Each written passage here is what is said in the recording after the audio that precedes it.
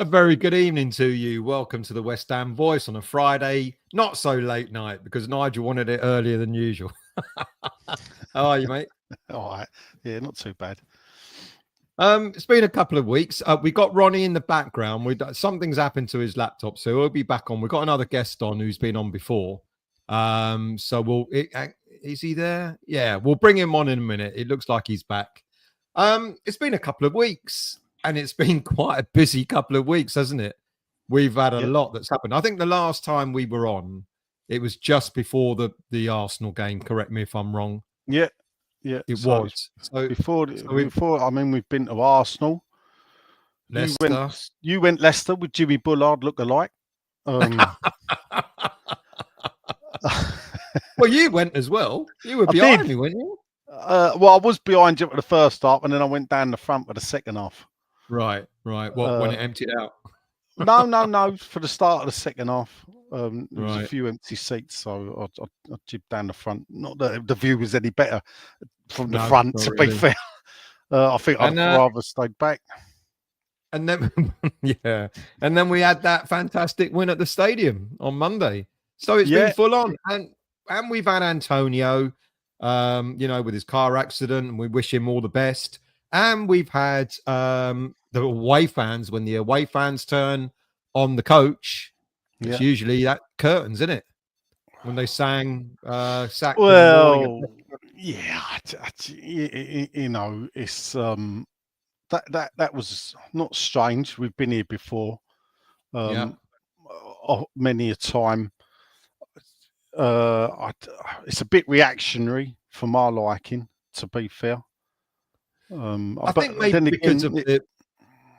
maybe because of what was going on, people kind of, well, we're going to talk about this, aren't we? About fan expectation, about what role social media plays in stirring up stuff. And I think a lot of the fans went there believing what a lot of social media was saying, that if he lost that game, he was likely on the road to being sacked. I mean, this is funny enough, I sit here on social media and moan about social media. It's quite a favourite thing of mine to do, to use this medium to explain to people why I think this medium can be part of the problem. Yeah. So we get all, a lot of the big social accounts and the ITKs telling us he's got the Newcastle and Arsenal games to save his skin. Yeah. So he wins the Newcastle game. Well, that was a spanner in the works, wasn't it? Really, total spanner in the works. Yeah. So where does that leave him? Well, I'll tell you what we'll do then. Let's start the two games again. Ignore that he won that game. Let's start the two games again. So it goes Arsenal, Leicester. Loses the two. One of the big things that I've been seeing is mentioned from sources is about the performance. If you take the Leicester game, the performance was there. People can complain all they like. If you have 31 shots in a game, that means that was the right team that was put out and it played the right way. Yeah. We just were unlucky. Because that was by far and away the most shots we've had in any Premier League game, probably 10, 15 years. So something went right that night and a lot of things went wrong as well. Then the pressure's built up. He's lost them two games. People expect him to be sacked. But, when is it fair to sack a manager or coach as he is? We forget we call him a manager. He ain't the manager. He's the head coach, which, fun enough, does make him slightly more expendable, if you get me drift. Yeah, it does, yeah. because of the fact he is just a head coach, that what we're saying is the club's got a mechanism now that should be able to operate without, we'll just change the head coach. It's very un-West Ham-like. Yeah, it is, but it doesn't quite work. It's not quite working that way, is it? No. Yeah. No. Let's bring on our guest, because I know he's had a few problems with his connections. Ronnie, mate, how are you? Yeah, not bad. Yeah. You're in, mate. Nigel's established your credentials as a true towner. I'm not a towner. I was born in Forest Gate, mate. Forest Gate Hospital. Yeah. When I was born, that was West Ham. Let's get this right. When I was born, West Ham was in Essex, mate. So yeah. You two can debate that later on. I can see him, Nigel, screwing up his face. No, it was in Essex. Okay. Essex didn't exist till night. So he's just aged himself as nudging 60 or over. Yeah. There you go. He is. Yeah, well, all old school here. Yeah. Well, behave yourself. I'm still younger than that. That is true. So, Ronnie, we've just started talking about, it's been a couple of weeks since we've done one of these Friday nights. And since the last one, we've had the Arsenal game, we've had the Leicester game, and then, of course, we had that wonderful win against Wolves on Monday. And we were just sort of debating about Leicester and how a lot of fans, I mean, usually when the away fans turn on the coach, the manager, whatever you want to call him, it's normally curtains. And fans, I mean, you've just said, Nigel, you don't think it was the right thing to sort of sing in sacked in the morning. What did you make of that? What did you make of the Leicester game? Because on another given day, we would have trounced them 4 or 5-1 or 2 or something like that with all the chances. Let's be honest. Leicester weren't all that. They were poor, weren't they? They were a poor team. And we probably expect more because we've been told to expect more and we've been looking forward to expecting more. So even though we did have 31 shots, which was good, yeah, we did play. I'm not going to say we played bad, but we didn't. Did you go away there with like that feeling of excitement and and secondly, the other thing is the goals that we gave away. They were so avoidable. What is the manager coaching? What is he coaching them at? You with me? Yeah. Even though, all right, we had 30 odd shots, the goals we gave away, they were no different to the goals that we've been giving away to a certain extent. So why isn't he stopping that happening first? Then let's go and have our 30 shots. You with me? So to me, there's a bit of bad coaching going on there in that you're not addressing some problems. It's almost like, you get a manager and there's a lot of managers like that and they've got a way of playing. This is how I'm going to play. David Moyes was like that. This is how I'm going to play no matter what. Yeah. All right, I might make some substitutions. I might make some changes, but this is the way I'm going to play. And no matter what happens, I'm not changing the way I'm playing because it's going to work eventually. And it's a shame because, I was against Lopetegui and then I was for him. But from what I've seen, I can't be for him, if you understand what I mean. It's not. And the other thing is, you look on the other side of it and you say, okay, we're closer to 5th than we are to 18th. Mm-hmm. You and me, there's what? We're 7 points away off top of 5th and we're 9 points away from 18th, which is decent, yeah? And if you look, people going, Angie this, Angie that, Tottenham have lost as many games as us, but the football is not inspiring.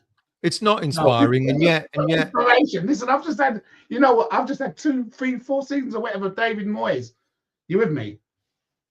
But here's the conundrum there, Ronnie, because Spurs are playing what people would assume to be more attractive football. And yet the fans are as much on the back of their manager as we are on the back of our manager or our coach. Yeah, because the records are very similar. So, and it's kind of the question I've asked before. Like, what is it we as a fan base want? Because we've had this debate all through the tenure of David Moyes, where a lot of fans kept saying, we just want it to be attractive football. We just want to be entertained. Of course you want to go and be entertained at a football match. I get all that. But I just wonder, and I've asked this many times, I just wonder how many fans would really be happy if we were entertained, but we were losing every week. And you look at the Spurs fans at the moment, and they're not happy, but you can't say that they're playing football in the same manner as we are. I actually, rather ironically, I look at Spurs games and I go, oh, that was entertaining because there's a lot of action there, but they're not winning. So this is the conundrum. No, they're not, but they might do it. I mean, I can see that where they're going with what they're doing, even though the manager's a bit of a nut. He's very similar to our manager in that he's stuck in his ways a little bit. Yeah. But you can see where that they're going, and you can say, okay, all right. If we put our team and we put Spurs team, do you think there's that much of a gap between the two teams, really and truly? For individual players, I'd say no. As a team, maybe there's a big difference. But individual players, I think I don't know what you think, Nigel. But for me, player for player, I think we've probably got a better squad. But I don't know. Really? I stand to be corrected. I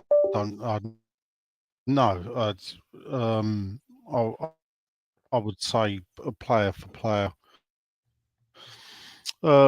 Spurs squad probably even. Yeah, they've got. I mean, they've got injuries at the moment, more injuries than we've got. So there's that to take into consideration. We are. It is quite funny listening to Ronnie Dale because we're just back of a manager who was criticised despite winning more games than any other manager we've had in the Premier League, scoring more goals. He was criticised for his negative style of football, which I've said the last season it was a chore to watch. But we're now going, people use the word a transitional season. Well, this is what transition seasons look like. We're going from one style of play to a different style of play. What we're doing is we are having more possession of the ball. And with that possession, we're having more shots in the games. And you can look at the stats and that bears that out. So there is a transition there. We've also moved to a system of where the head coach or manager isn't the sole arbiter of who buys the players. So Moyes had a veto. Sullivan could go, I want you to buy him. Moyes would go, no, I don't fancy him. Let's get these in. Now, that, Moyes weren't going to work with Steidem. We've gone down the Steidem model, rightly or wrongly. That's the way the club's gone. So, I don't, and I also not find it funny when I hear the word, I want to be entertained. We do want to be entertained, but let's face it, frankly, we're all old enough. What manager really consistently, week in and week out, entertained West Ham fans?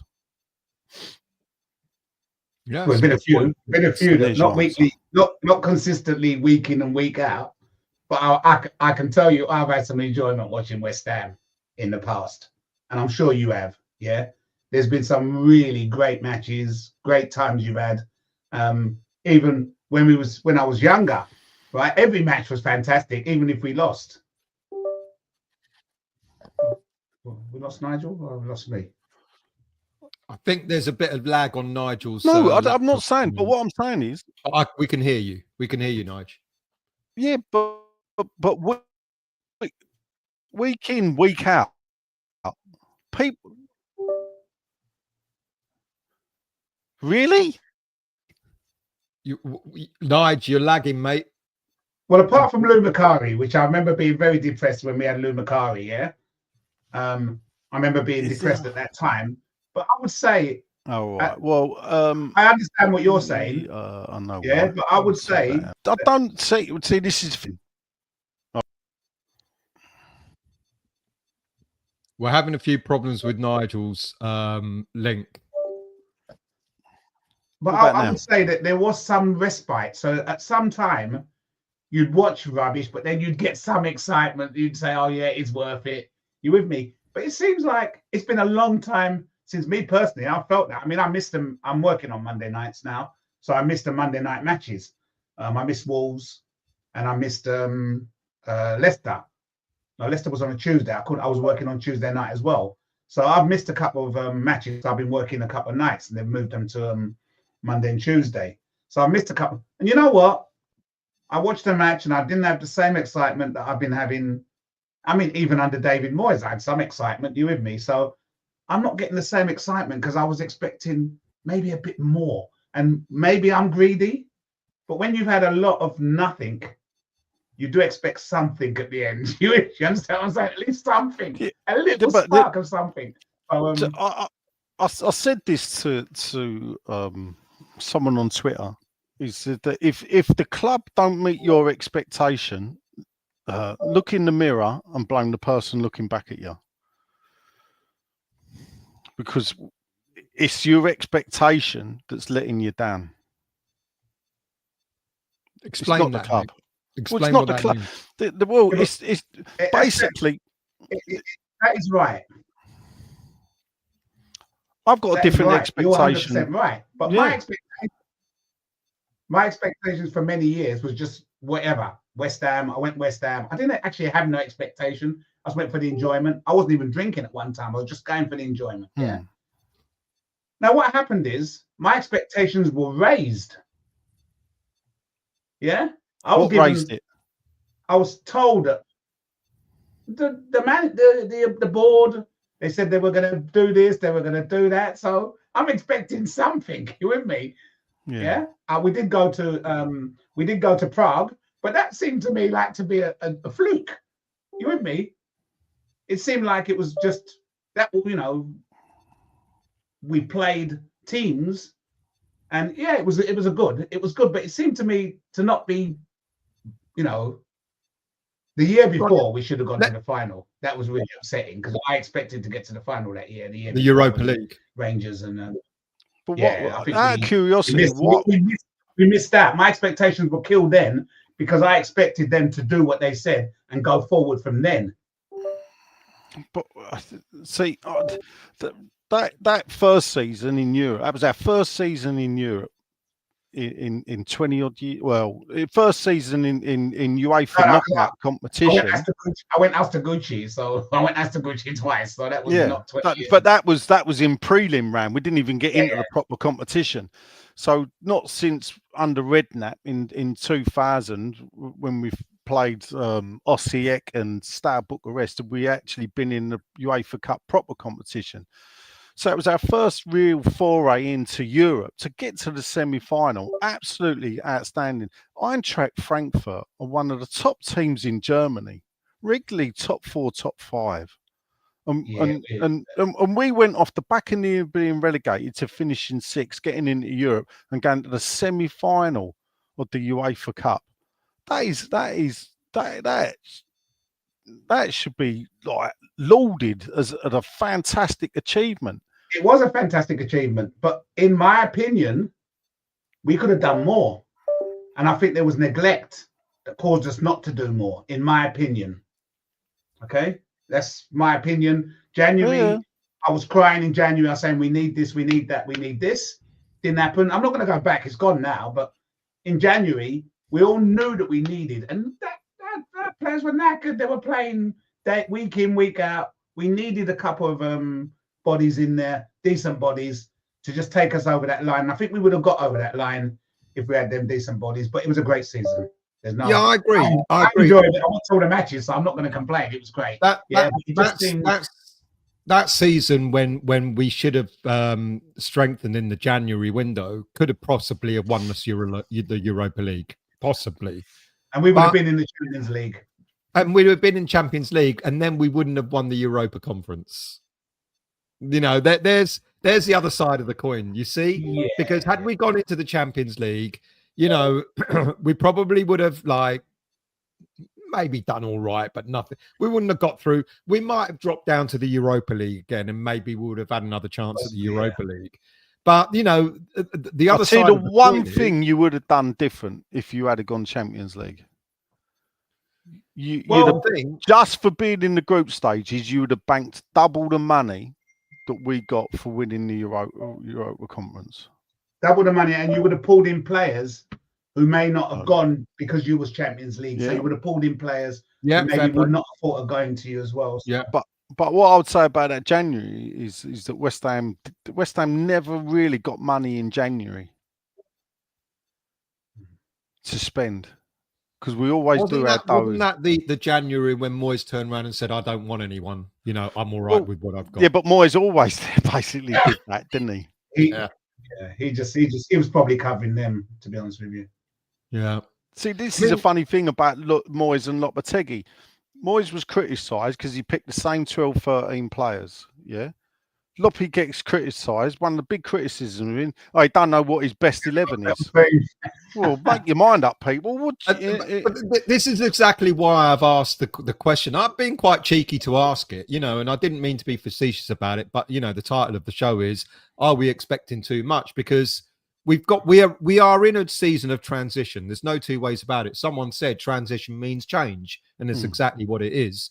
So is our 9 new players in, he's coming with a new system of playing. And he's also, not only has he got to accommodate those 9 new players, I mean, he's already alluded to, you know, he probably doesn't have the squad that he wants to play his style of football.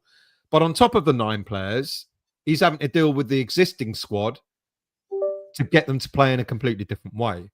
You know, so I'm on both sides here. I always sit on the fence, I know that. But I'm on both sides here where I can see the point of view that you're saying, Nigel. It's like, well, you know, we've got to give it time. We can't just expect change like that to happen overnight.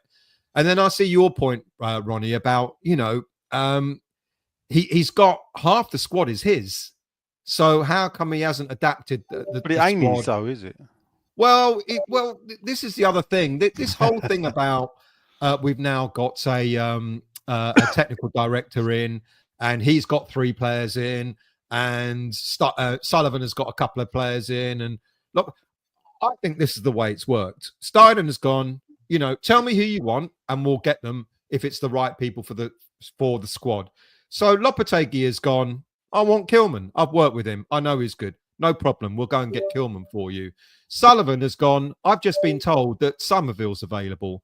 Starting to go, Lopetegui, do you want Somerville? Yeah, why not? Young player, exciting player. Let's go and get. That's how I think it's worked. This stuff about everyone's gone and bought their own players, I actually really don't. I don't believe that. That never happened in a million years, could it? Yeah, I don't believe that. I think there has been conversations of, here's a player that's available. Will he fit your system? Yeah, I'll take him. And there have been a couple of mistakes wherever they've come from. We know, for example, Rodriguez is not suitable for the Premier League. It's too fast for him. He's not the right player to control that midfield. We know that. But ironically, we thought that a player like Rodriguez was going to come in to be a backup to Alvarez. No one expects him to start every game. You know, so I don't know, Nigel. I think that I think it's a bit of a myth that's been created that they're not all Lopetegui's players. I get it. I do understand what you're saying, that there seems to be too many fingers in the same pie and everyone seems to be finding. But I reckon Steidten has been, you know, I'm putting a lot of blame on Steidten for this squad. If it's not worked, I think he's got to take a lot of responsibility.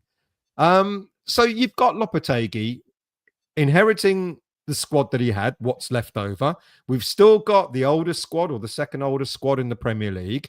And then on top of that, he's got to incorporate 9 new players. That's not easy by any stretch of the imagination. And then everyone's going on about, oh, what about Arne Slot? What about Maresca at Chelsea? How come they're all doing well? They've inherited a squad that more or less is settled. I mean, Maresca had the luxury of going, I don't want you, and I don't want you, and I don't want you, and I buy a couple of players in to give me the squad I want. Well, they bought one player still. They bought one player. There you go. Arnie Slot, I don't think they bought any, did they? Or maybe they bought only one or two players. I think it was Liverpool. So it might have been Liverpool that only bought one player. Okay. Liverpool only bought one player. So it's quite different for Lopetegui, isn't it? This isn't a sort of like I'm standing behind Lopetegui, because I think he's done a lot wrong. You know, I think I agree with you, Ronnie. The style of football has been not interesting. And yet I agree with you, Nigel. We've created more chances. We've had more possession. You can see it. You know, it is different. But this in one match, in a couple of matches, yeah. No, yeah, actually, that's not true, and that's the thing. Game after game after game, I've got all the stats. I could bore you with it, honestly, to tears. Yeah, I've got a couple up. I've got a couple up here as well. I've got a couple of matches. We currently average 2 more shots a game, or 3 more shots a game than we did last season, and we're averaging. Yeah, but we're not averaging more. We're not averaging more. Are we averaging more goals? Right, hold up. Right, here's the thing. Yeah. If a player has a shot, if it don't go in the goal, whose fault is it? The coach or the player? Well, I watched something the other day and I saw Mohamed Kudus pick the ball up, right? And he was on the right-hand side. And before, he would have cut in and had a shot with his left. He turned around and knocked it back. And I thought, why? Do you think he's told to do that by the coach? Oh, 100%, because he done it 3 or 4 times. So I said, all right, that's the build-up. In fact, there was a point where the ball was passed up to the team, then it was passed back to the back because they're building up from the back. So it was passed back, and I thought I would have turned because there was space in there. If I was playing football, I would have turned into the space. But no one's telling anyone to turn into us. The only person that's direct and going forward is Bowen. Everybody else now, if you look at Kudus, he's not going forward as much as he was. He'll turn around and knock it back. Watching, you see it. Well, that's what I saw in the last match. Yeah, he turned around and knocked it back. And whereas he would have turned around and gone towards the goal. So that was a bit strange for me because I said, okay, I can understand. I understand the football that's being played. I can understand where a lot is coming from. But at the end of the day, he's missing 3 players to play that style. So if you can't play that style because you're missing the 3 players, you have to adjust until you get the 3 players that you can put in to play around that style. And I just don't understand why you're, as a top coach, you're not able to adjust, whether you're putting 9 or 10 people in, you know. So you saying he should play less attacking football then? I'm saying he should play more measured football. Yeah, because it's all right keeping the ball, but keeping the ball for keeping the ball's sake, I would expect a little bit more directness in some situations, if you understand. Well, yeah, there's an interesting thing that there's the channel called The Athletic. I'm sure we've all heard of it. I didn't know they did videos, but they did a video the other week of Premier League football and how, ironically, a lot of teams are reverting to almost like the long ball. Bit like when Moyes came back for his second spell under lockdown, etc. It was all like you get the ball at the back and you lob it diagonally to one of your Lingard.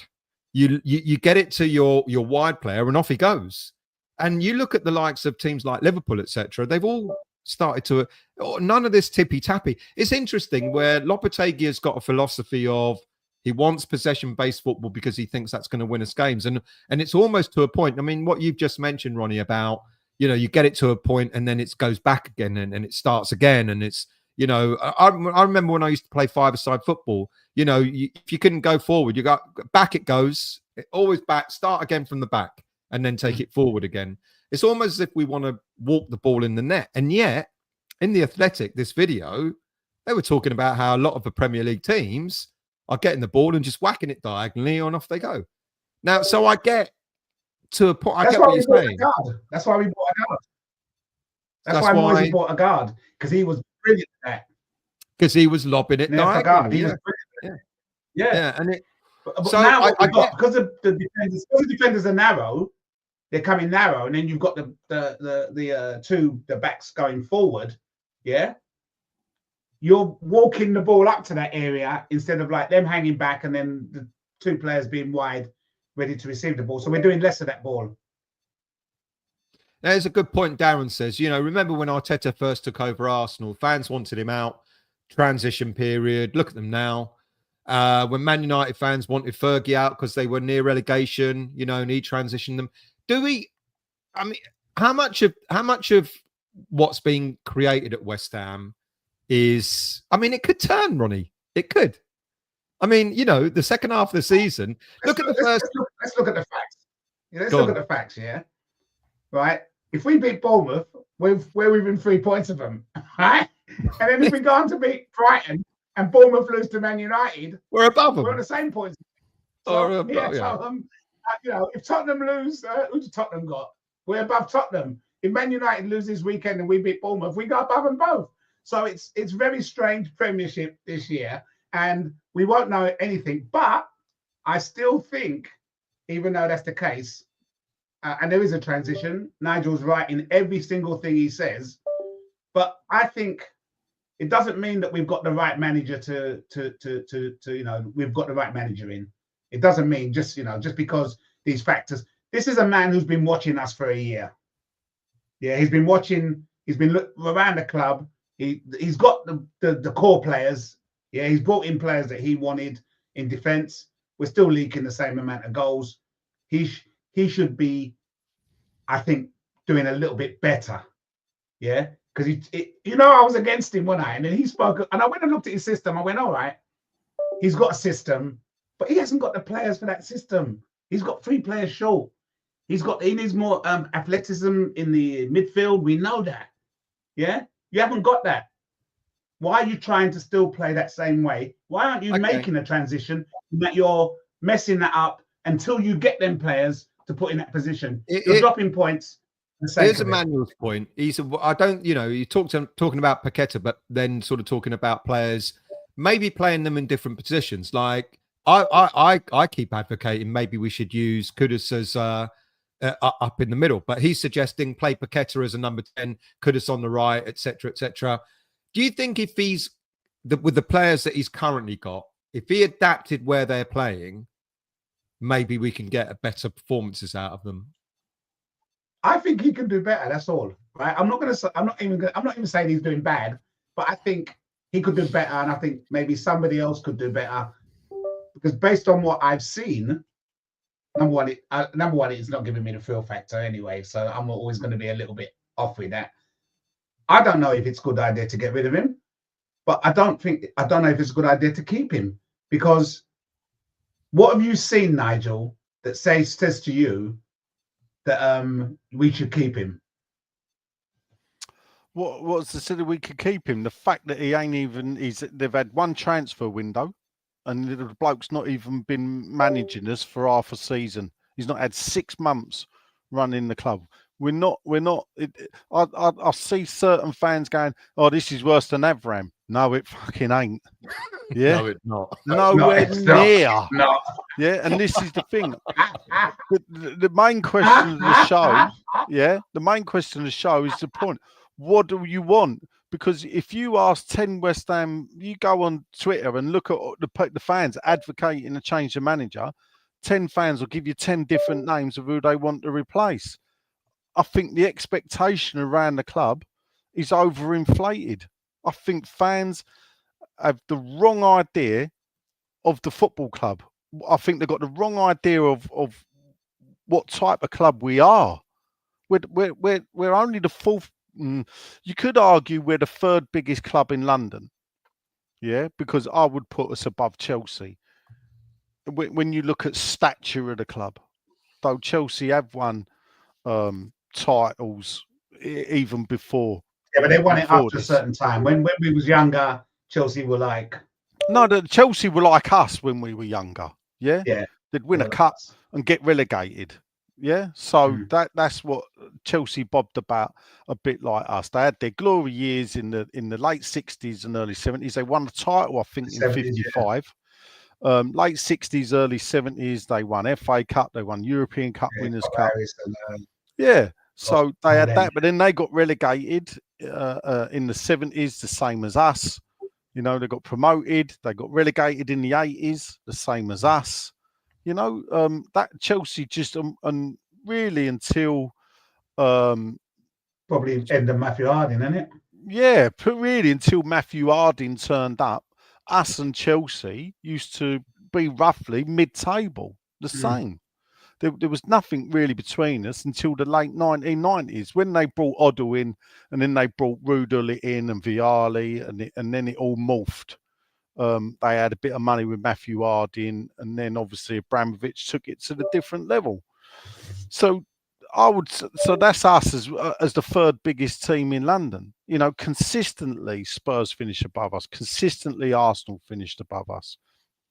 Then you throw in the Liverpools, the Man Uniteds, and everything.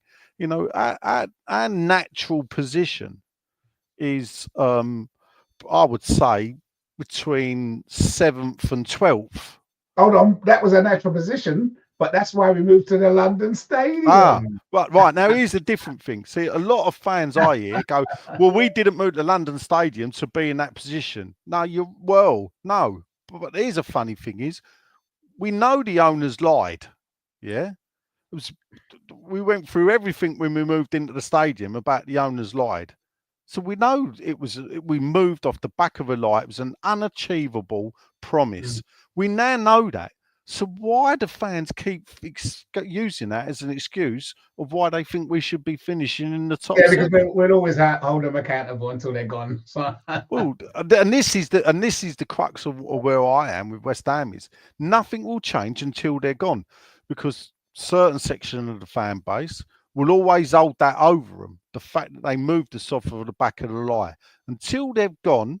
And it's different people running the club, and it can't be held over them. I don't see really where this club's going to go. And this is the bottom line, isn't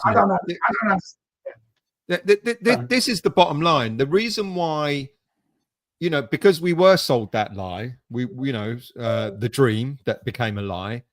The expectation has risen, hasn't it? You know, the expectation now is we should be competing for Europe, top 10, top 7 finish, top 6 finish, competing for Europe, etc., on a regular basis. We don't want to be involved in a relegation battle because that's exactly why we moved from Upton Park, and that's what's created the situation that we're in now. Because let's be quite realistic, and this isn't me being, you know, little old West Ham negative. If we'd have stayed at Upton Park and had the seasons that we've had over the past 8, 9, 10 years, no one would have batted an eyelid. No one would have batted an eyelid, would they?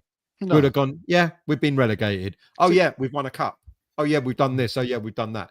No one would have batted an eyelid if we'd stayed at the Bowling Ground. No, we got the biggest ground in London. Holds more fans than anything. Means nothing. Fulham are above us. Bournemouth ground holds 10,000. They're currently above us. You know, look at the clubs that finish above us regularly. They've got smaller grounds than us.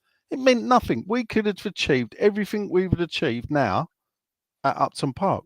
Leicester, look at Leicester Stadium. They've won the FA Cup and they've won the Premier League title while sitting in a 30,000 seater stadium. So the worst thing for me, though, and this is where my expectations get trodden on, is that, all right, you said you had this, but you had opportunities. We've had opportunities.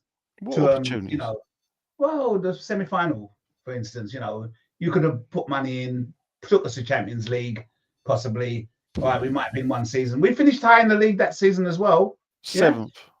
Seventh, yeah, that's high enough. That was higher than what we was finishing. So that would have been, if we was Champions League and we finished, in higher in the league, then I don't think we'll be complaining so much. But you had opportunities to actually not right the wrongs, but at least say, okay, we're gonna try for something, or we're gonna give you something. And they didn't take the opportunities, so we might as well have been at Upton Park because they didn't put any extra money or try and push that for that little push when there was opportunities to push. If you understand what I mean, yeah. So but this is the thing. You easy to look in hindsight, but what you got to remember, the problem we got with this ownership as well is it is financially hamstrung in what it can do. Yeah, they might have billions and billions, but the reason they're billionaires is because they don't throw it into a business that can burn them up and lose their money. and their money's their money. West Ham's money's West Ham money. It's two different things. Yeah, we haven't got the ability like that. Man City are where they are now because they had the ability to go to Emirates Airline, or not Emirates, whatever, Etihad Airline, and say, will you sponsor our stadium for £400 million? And that's what they did. And that's why they're going through everything now, because they gerrymandered their position, rightly or wrongly. Now, was it against the rules when they did it? Who knows? But one day they managed to get control of the stadium away from the city of Manchester, changed the name of the stadium the very next day, announcing a £400 million deal. And that's what happened. And that's how they were able to do it. Why? Because they're owned by an Arab state. We're owned by a property porn dweller and you know, other cheap people that are there for investment. And then you've got Daniel Kaczynski, who's got no real appetite to run a Premier League football club. Oh. He's just so until that model changes, nothing's going to change. This is what we're going to be. And the word I hate now, modern football, is progression. Progression at some point will end.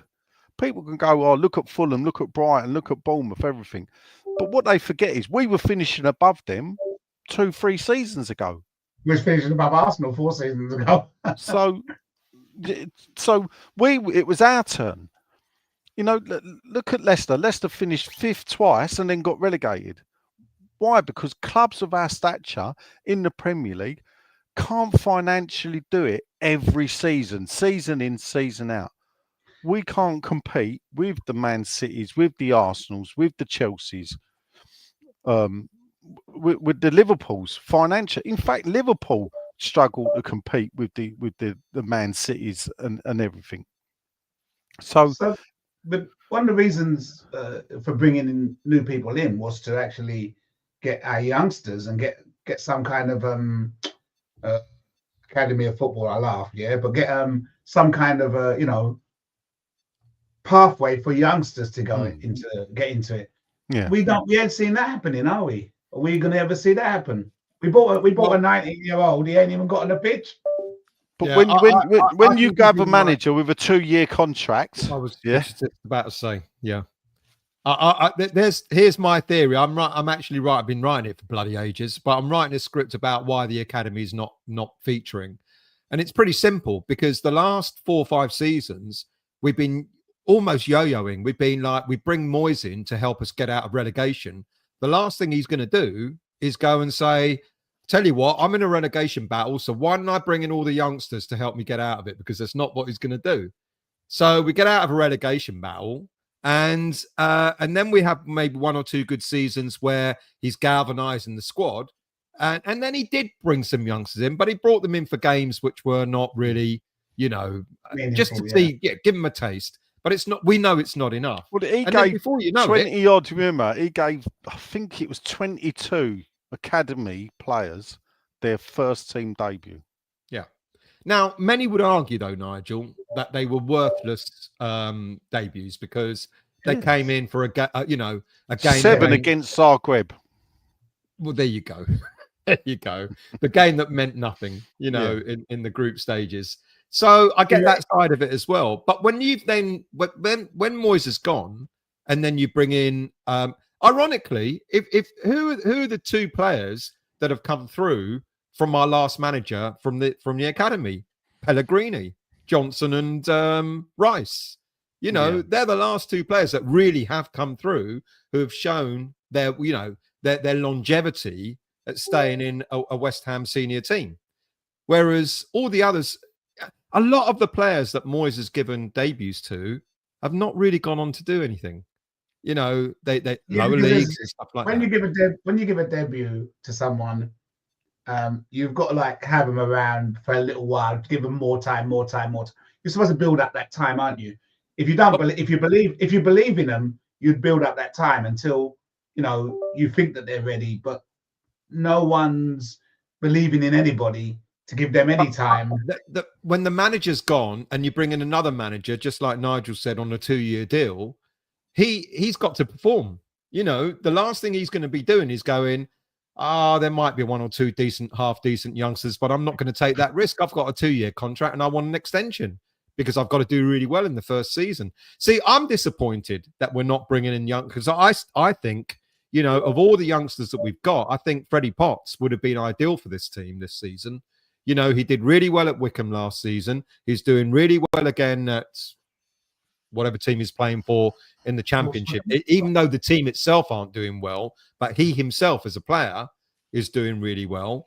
And I think we need legs in that central midfield. Freddie Potts would have been an ideal player for me to maybe come in, play a game or two. But it's unfortunate that it's not to be. Hopefully next season it will be. I don't know. But when a manager comes in on a short 2-year deal, the last thing he's going to do is go, I'll bring in the youngsters. I'll give him an opportunity. That, you know, because he's worried about his job. He doesn't want to risk it, does he? You know, it's not like the old days when we had smaller squads and youngsters almost got, you know, it was almost like a. No, but the mad thing about it is in those days. So, you know, you look back. Substitutes were introduced in 1965, 66, yeah? And then it was one until, I think, the late 80s. You know? 70s, like, the late 70s. So it became 2 around late 80s, early 90s. Now we can have 5 subs, and yet we're still not introducing youngsters. And I really do struggle with this, because for me, there's an easy rule in football where they could go, if you bring in on 5 subs, one of them should be an academy player. Yeah, I think so. Because, and especially when you're bringing on subs to play the last 5-10 minutes, that's, you know. But at the end of the day, if you're chasing a game and you're looking around at the bench and you can only bring on the 17-year-old striker or defender, you ain't going to do it, are you? So they probably wouldn't make that substitution. You say that now, but these are our people like Tony Cotty and people like that. This is how they made their name, because they came on as a youngster and they impressed, didn't they? Yeah. So Cotty got into the team because people coming on. And, yeah, I think it was Dave Swindler was the striker who got injured. Yeah, got injured. And Cotty was brought into the team, and you know, scores on his debut. But he was a prolific. The thing about Cotty was he was an absolute prolific goal scorer in youth and reserve football before, always, you know, at the age of 16, before he got his chance, age 17. But we had a prolific goal scorer in Mabama, and he did. Yeah. You know, got dazzled by Man City, maybe. You know, at the end of the day, we wanted to keep Mabama. Yeah. Now, the fact is that the club knew in his last year he weren't signing a contract, so and he was going to walk away for the club for nothing. So while he was there, why give him game time for someone else's benefit? It was, you know, like a Mexican standoff sort of. You know, we really could have done with trying him out, but we knew we weren't going to get the benefit of it. So because he was on his way anyway. Yeah, because the club knew he's refusing to sign contracts, whatever. I think he'll have a future in football. You know, Man City, I don't know. People say Man City took him for the home player rule. That's quite possible. For me, I think Man City. He's got to be in the squad, though, isn't he? He's not in the squad, and that's the irony. So I think Man City took him because they hoover up young players around the leagues. And even if they sell them for £1 or £2 million, that's £1 or £2 million pure profit, because he'll be on low wages. It's a business thing. Yeah. It's a business. We're not even looking at that. We're not even looking at that business model of, you know, bringing up. We're a small club. We should be looking at business model of trying to get some youngsters in and to make a big money on some youngsters. We've only had Declan Rice. We made 100 million on him. Yeah, we ain't trying to do it with no one. I think we decided Lewis Orford because he was going to go off and someone else was going to make money on him, but we ain't using him. Is he going to even get in the team? Is he going to be around the team? Probably not. But would you prepared? Right, and this is the thing. The fan base is bearing in mind how the fan base reacts when we lose 2-3 games in a row.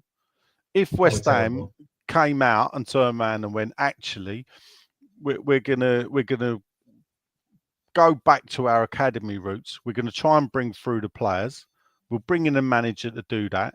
We'll stand by him as he brings through the youth. If it means a relegation battle, we'll go with it. I don't think the fan base, the modern fan base, will accept that, whatever. Some of it is to raise expectations from the 3 years in Europe. You know, fans spent 3 years traipsing around Europe having jolly up. They want that to continue. Instead of seeing it as not a novelty, but the fact is never been done in the club's history before, as a sort of one-off, or enjoy the ride while it lasts. We know it's going to end at some point. Now it's like they throw their toys out the pram if we're not doing that fan base is a fickle fan base that will be leaving at any time. So as if West Ham go in a certain way, imagine if West Ham got relegated. Yeah. Imagine how many people they'd be looking at all these old boys to get there. All the a couple of like youngsters who are really we got quite a loyal fan base, but we've got a lot of people who have just jumped on a bandwagon at the moment. In my opinion, I'm not going to say West Ham ain't West Ham. They're all West Ham, but they're West Ham. They're the new type of supporters, if you understand what I mean. Yeah. I mean the globalization of the Premier League, as that's what's happened. You know, that's why near enough every Premier League club wants to sell tickets to tourists, because they'll fly over for 1 or 2 games in a week and they'll gladly part with, especially Americans. If you look at the model now of American owners in English football, and then look at the model of American sports, live sports, and the cost of tickets. You know, you got to pay $300-400, I believe, for a normal NFL game. Wow. Yeah. Is that why they want us? Is that why they want us out of our seats? Well, this is the thing. Not far off. And this is the thing. It's a creeping thing. Yeah, we've got tickets for games. You know, we've got the Liverpool game coming up. I think that's the dearest game you'll get at the London Stadium. For some reason, I think we can guess why. Why is Liverpool the dearest game in that stadium when they're not a rival? So why would Liverpool be the dearest game? Because the home end is going to be full of Liverpool supporters getting tickets. Yeah, where they give you £20 on the exchange if you can't make it. Better if it's on a Monday. Yeah. And because the club know that they've got a massive tourist support that will want to buy tickets, and the club will gladly sell them. Because there is no other reason. West Ham fans are not falling over themselves. They'd rather come and see us play Tottenham or Arsenal than they would Liverpool.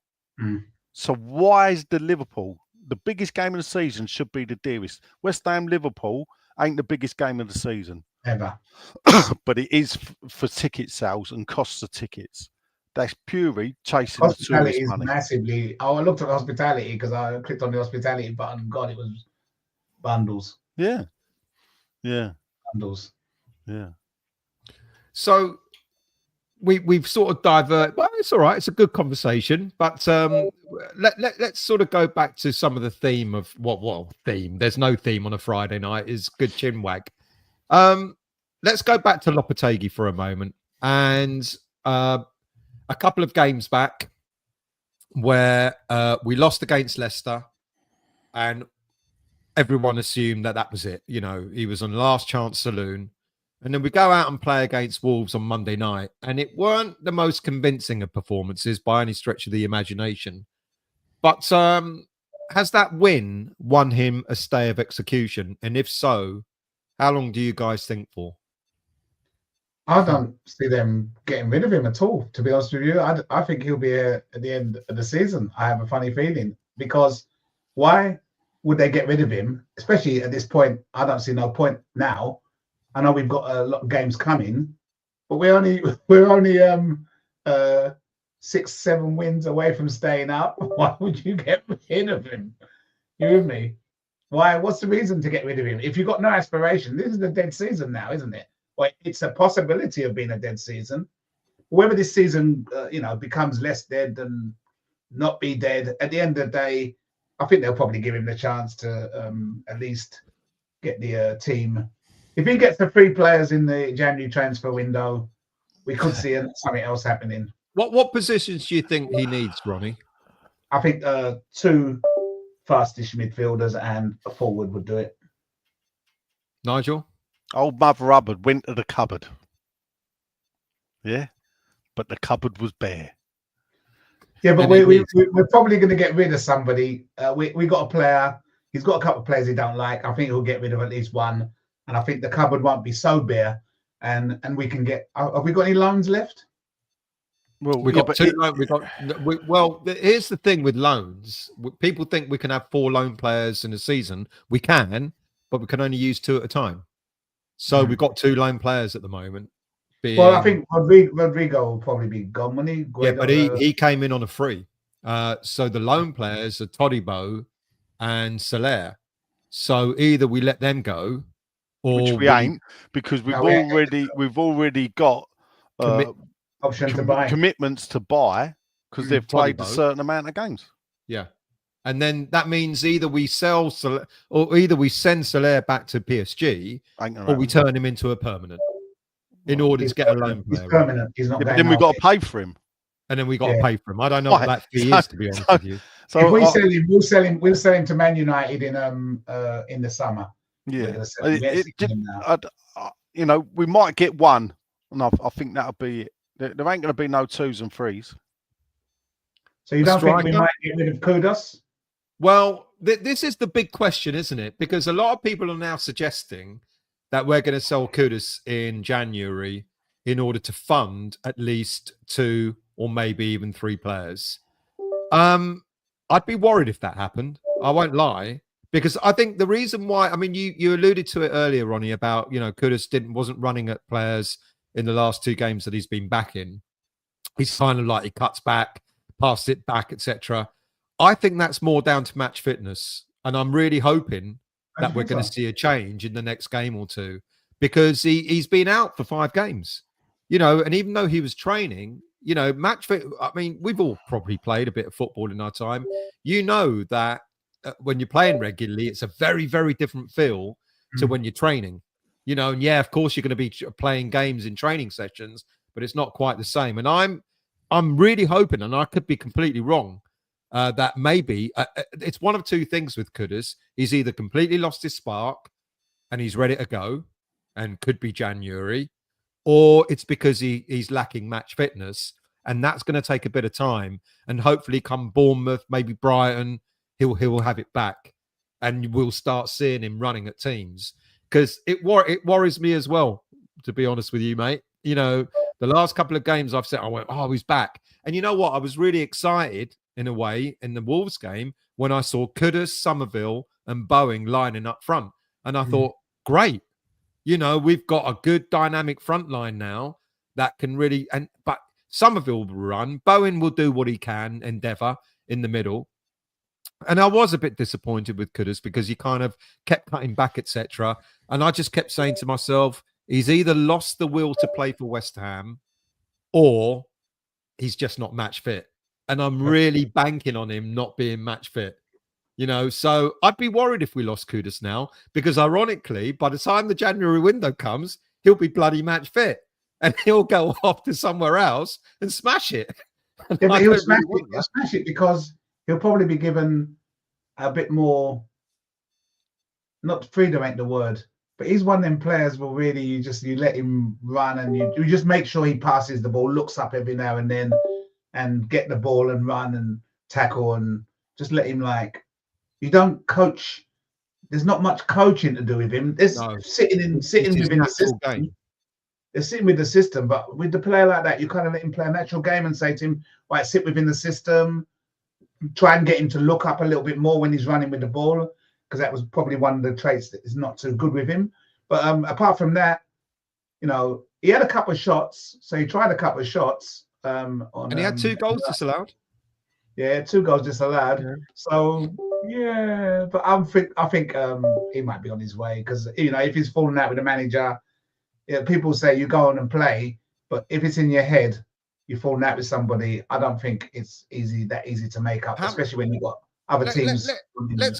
Let's get on that for a minute because a lot of people are saying that he's fallen out with players, and the three that are rumored to be the prime players that he's fallen out with are Fulkrug, ironically. I don't know why, but Fulkrug, Todibo, and Kudus.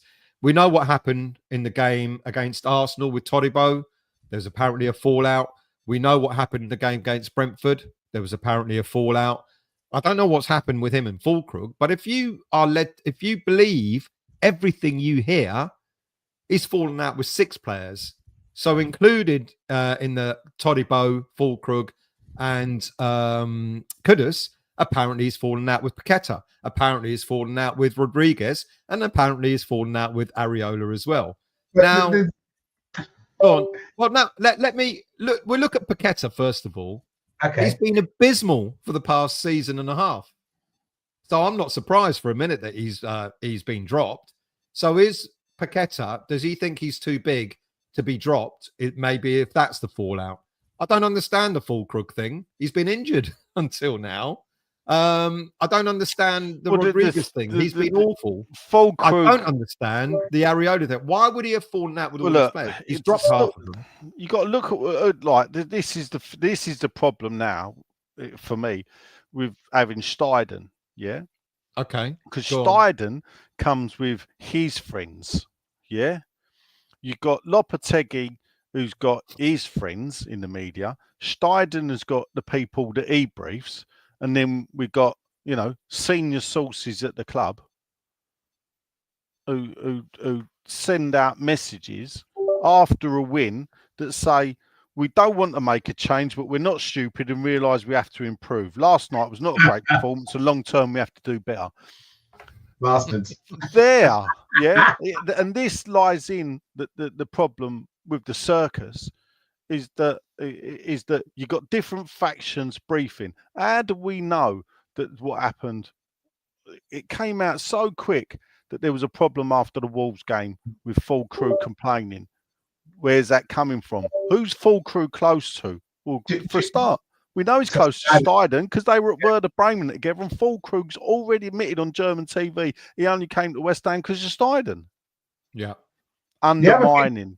The other thing you've got to take into consideration, though, and this is they've had David Moyes, and I think David Moyes was a bit calmer than Lopetegui. I think Lopetegui, he's like a nut kind of person. Ironically, you're right, but ironically, in the Wolves game, he was quite restrained on the sidelines. Because I think you're absolutely right. Because he's going nuts. It's affecting the players in a way. Yeah, because. Some of the players, especially young people, ain't used to that. Younger people ain't used to nuts. They ain't used to like having someone, they take it as aggressiveness against them sometimes. And sometimes it's not. It might not be. It might be passion. Oh, we need to do this. We need to do that. Oh, gosh. Come on then, mate. You and me, like, just what I'm saying. So I think it might be, and his communication isn't the fantastic. I don't care. He can communicate, but he's not fantastic. So this might be a problem of communication and the way that someone is, and him not being able to adjust. Maybe he's trying to adjust because he's being quiet now, as you say. Yeah, so maybe he's trying to adjust, but maybe that passion, that he's trying to channel in, he's maybe just channeling it in the wrong way, and they're taking it as aggressiveness against him. There is a possibility. That's what I feel has happened because they've had Moyes. You know what Moyes is like? He can get angry. But Moyes would have been like steely. Yeah, Moyes wouldn't have taken any shit from anyone. If he'd have told him you're dropped. Yeah. That there's a difference there, and maybe it is the communication. And we've seen it for ourselves. Lopetegui on the sidelines, he absolutely goes berserk. When clearly the players are not doing what. And you can maybe see that. Back in the changing room at half time. He's really riled up. So he's gone in the changing room. He's probably gone bam, bam, bam, bam, and you could see. I'm not saying it's right, but you can see why. Maybe if he's that, that's the Mediterranean in him, isn't it? That's us Mediterraneans. I'm afraid we've got a hot temper. And once we reach boiling point, that's it. I think as well with the players. Listen, players have social media, they'll read things, it comes out when you interview ex-players and old players, they'll say, well, we were aware of what's going on social media. So therefore there's a good chance players know that the manager gets undermined. I'm not Lopetegui in. I'm definitely not Lopetegui out. I'm not so much Lopetegui in. If you've asked me to put money on it, I'll be stunned if Lopetegui's in this time next year. I'll be stunned too. Because I personally, I don't see this way working. Yeah. If frankly, the way it's going, if I was Lopetegui, I'd walk. I think he walked for less at Wolves. That's the bit I can't work out. He quit Wolves for less reasons than what he's had to put up with in 5-6 months at West Ham. And yet here he is. I don't know if we're paying him more money than Wolves were paying him, probably, or I don't know if they do it for the money. I can tell he you, waited for his job. He waited for his job. That's what I'm saying. Yeah. So maybe he just wants the job and he wants to succeed, and maybe wasn't Lopetegui the manager of Seville when we knocked him out of the UEFA Cup? Yeah. He was the first club to knock them out of the UEFA Cup before the quarter-final in something like 5 years. So is it, what you're saying, he's come to ruin us? Well, no, I think what he might have done is he might have been underestimated West Ham and thought, blimey, what a club. Yeah. At the end of the day, to fans that never experienced Upton Park. If you recall that night, that was one of the greatest nights at the current stadium. It was the atmosphere was electric. It was unbelievable. It would have walked into that stadium and gone, wow. Yeah, absolutely. So I think I make you right. I think Lopetegui has come to West Ham thinking, I can do something with this club. I've seen it at its best. This is a club that he can do, There is this big question mark about Steiden. I mean, I won't lie. When Steiden came to West Ham, I did a show about 2 years ago when whenever it was announced, and I said he's probably going to be our most important signing at this club for many a year. I truly believe in. Still, if Donald Duck signed to West Ham, you'd do a show. So.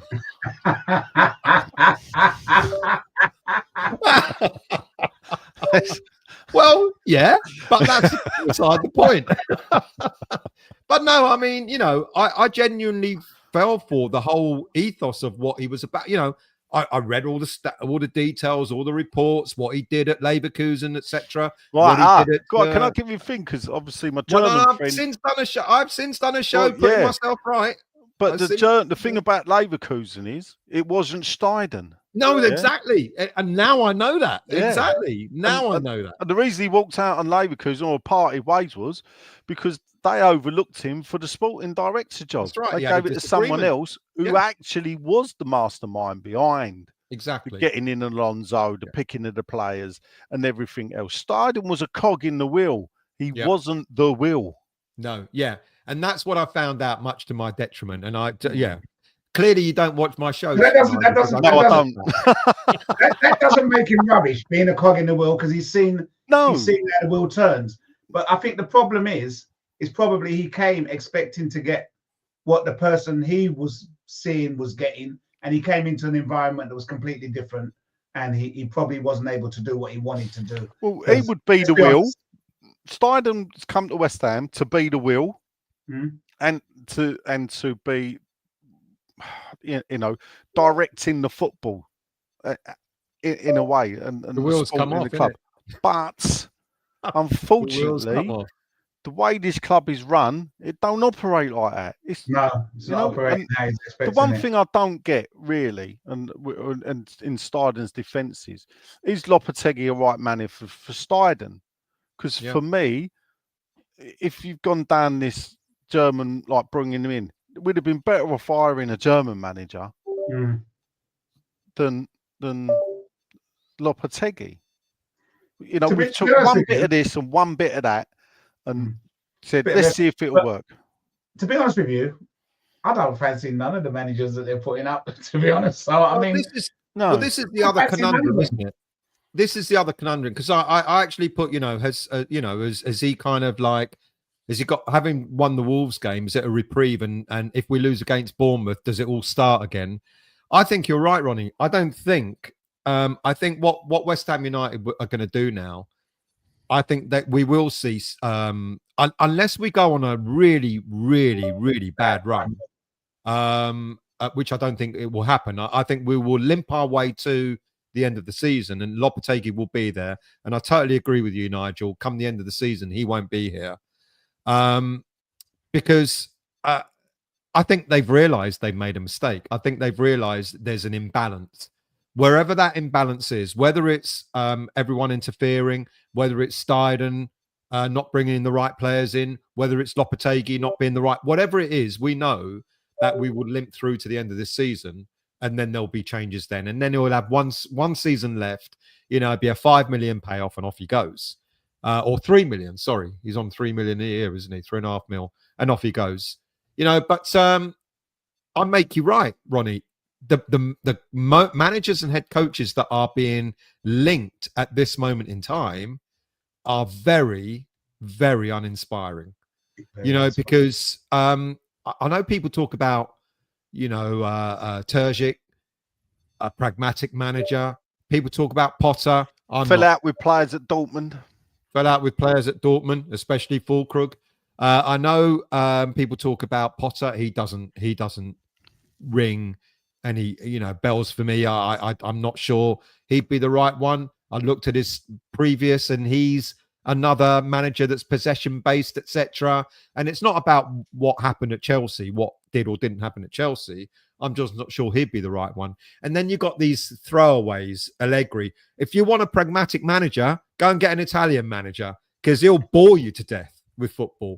He might win you something like Mourinho did with all his clubs, but he bored everyone to death, didn't he? So I think you're right. I think what the board are looking at this at the moment and going, there's no one that we really want that's available right now.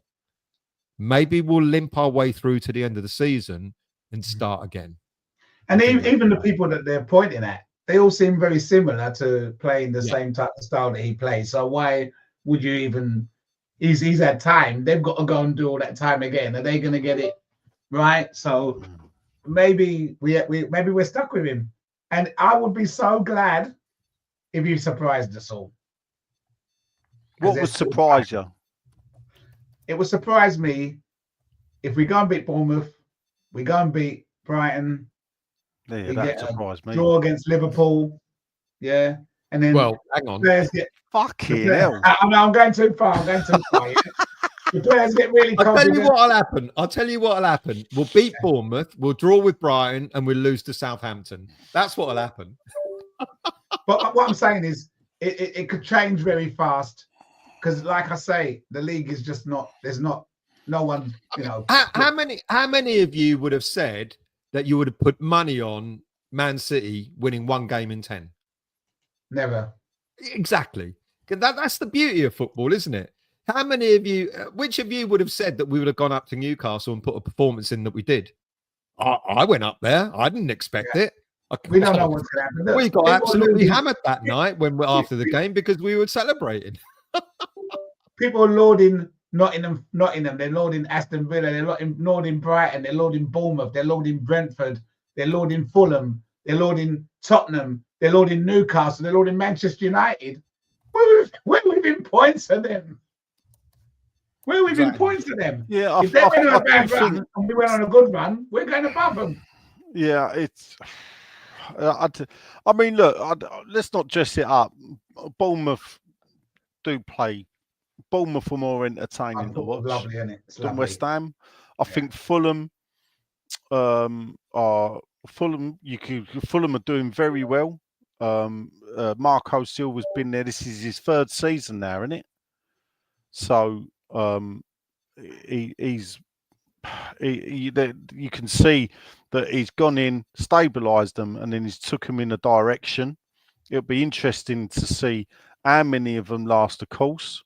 Who else? You got Forest with Nuno, who did very well at Wolves. Wolves, I thought, were quite good. Nuno's quite a well-liked manager. Went to Tottenham, totally bombed. But Tottenham is like another graveyard of managers, isn't it? Frankly, in a way, yeah. The mad thing is that Tottenham fans are complaining about Ange, yet West Ham fans, me included, would go like, "I'd love Ange at West Ham. I'd love that front foot, forward-looking football that wins some and lose some." Look. Is this the bottom line here? In all seriousness, because one of the things that was said, and I know people are suggesting it was misinterpreted, but one of the things that was said come the end of last season was, "I just want to see Moyes gone. I just want to see the end of low block. I'll take mid-table next season, just to see that happen." And Moyes is gone. Low block has gone. We've got the high block, which is another issue. So we've got our wishes in a way, and we are mid-table. So what are we expecting? Yeah, Ronnie, you kind of started the show, and I don't disagree with you. I love entertaining football. Of course I do. Now, Nigel will turn around and go, goals are fun, whether it's entertaining for us or not, and there's another kind of entertainment. We've just talked about the teams that are just above us, Bournemouth, Tottenham, etc., who are playing entertaining football. And yet, as you've said yourself, Ronnie, over the next few weeks, over the next few games, we could probably overtake them in the league. Possibly. What is it we want as a fan base? Is it entertainment and nothing else? Would we suffer a relegation battle if we were being entertained on the pitch? Well, in a way, I don't like to say it, but we are being entertained, right? But what's killing that entertainment is that we're conceding so many goals. Yeah, because as it stands now, we've scored more goals than Manchester United, more goals than Newcastle. Yeah, we've scored 2 goals less than Fulham. We scored more goals than Nottingham Forest. Yeah, we scored 3 goals less than Aston Villa. Yeah, yeah, and they're all entertaining teams. Yeah, and they're all entertaining teams, but they haven't let in as many goals as us. They're letting in too many. I totally agree. And it's the same as Tottenham. Tottenham has scored 31 goals, but they're letting 28. So therefore, if Lopetegui sorted out our back line and stopped playing the high line because it just simply doesn't suit us, and maybe that's what he's alluding to when he says, I don't have the squad I need to play my game. Maybe mid block. If it was a mid block, things would just change overnight, wouldn't it? Yeah, for the players he's got to play mid block. Unless he gets them 2 midfielders are up and down, he's got to play a mid block going forward, because I think we'll win with that mid block if he gets them to play that way. And I don't know why. Would that make us happy? With Lopetegui at the helm, we'll have the possession. We won't be caught with. I think it will make us happy because we'll be winning, and even though it still be possession based, but at least we won't be, because the killer is we are scoring goals. Yeah, as I just pointed out, but we're giving away so many stupid goals. Yeah, stupid, and they're all the same. It's the same type of goal. Yeah. You know what? Are you on drugs? Stop that happening. Do you understand what I'm saying? Stop it happening, and then go and do what you want to do later. Train the players to stop that happening, and the only way you're going to stop that happening is not by persisting with what you're doing, but it's by maybe just slowly, maybe changing it a little bit, and that's how you're going to live and keep here, because we are scoring goals. If we're 1-0, 2-0 up, we'll suffer that possession happening because we've still got the ball. Yeah, but you're so high up. You're not catering for it.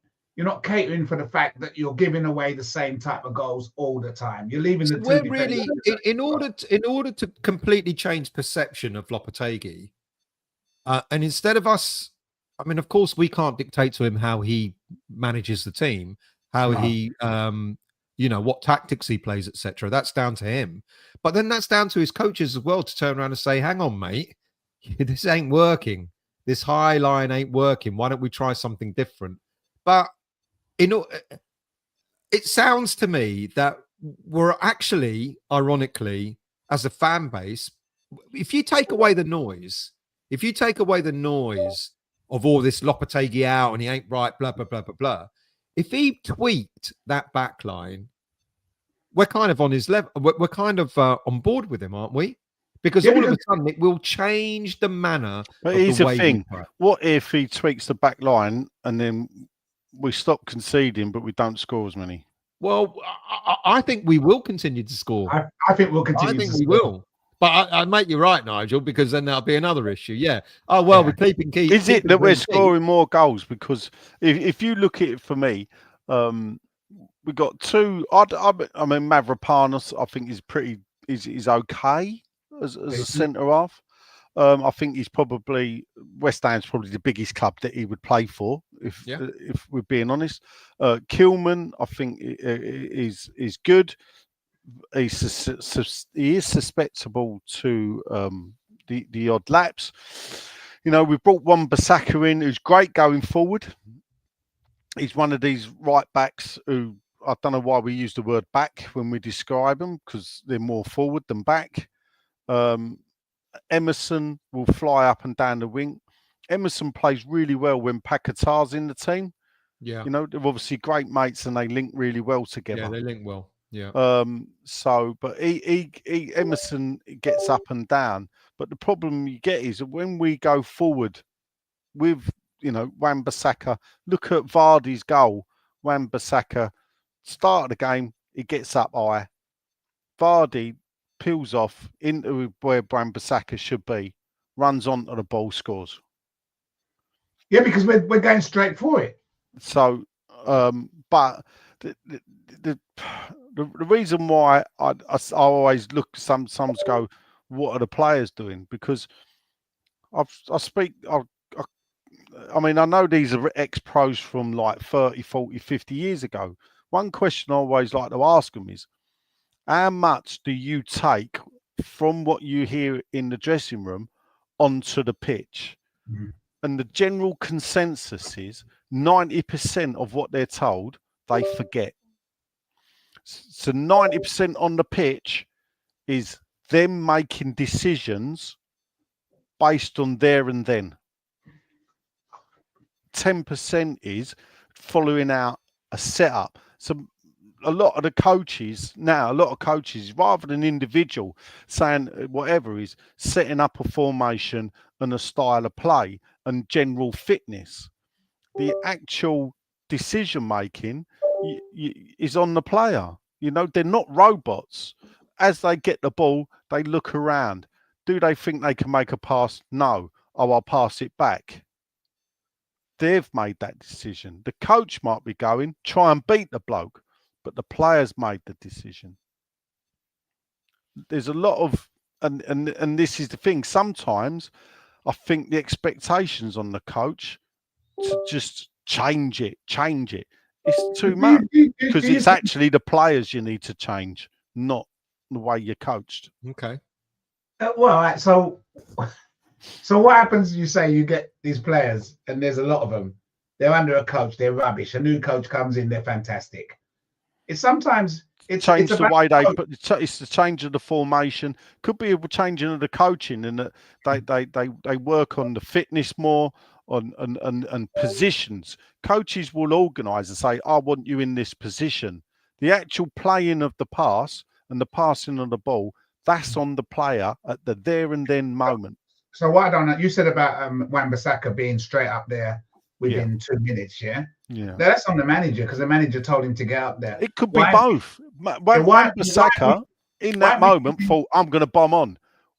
It might not be Wan-Bissaka's fault, because if you look, he ain't give the ball away. He hasn't lost the ball. But where he's gone to get forward, you then lose the ball. You get caught on the break. But do you think we're working our way into games? It don't seem. David Moyes was very much into. Yeah. Well, is that? Yeah. That's Ronnie, mate, you've gone blank. Put your 50p in the meter, Ron. It's a shame because he was on a good flow there. He was on a good flow there. Yeah, absolutely. So, blimey, it's a bit hard to answer him when he ain't here. I would have, I think in regards that Leicester game, we got caught out early doors. He was out of position and whatever. And then we were chasing the yeah, game. He says, I think what he was going to say is, do you think we then play our way back into games? Well, if you take the Leicester game, yeah, we did. In that first half, ignore the first 2 minutes. Strangely, I know it's easy to go in football. Ignore the first 2 minutes. It's like when I went into work after the Arsenal game and said to my Arsenal supporting boss, if you take the first 4 goals out of it, we beat you 2-1.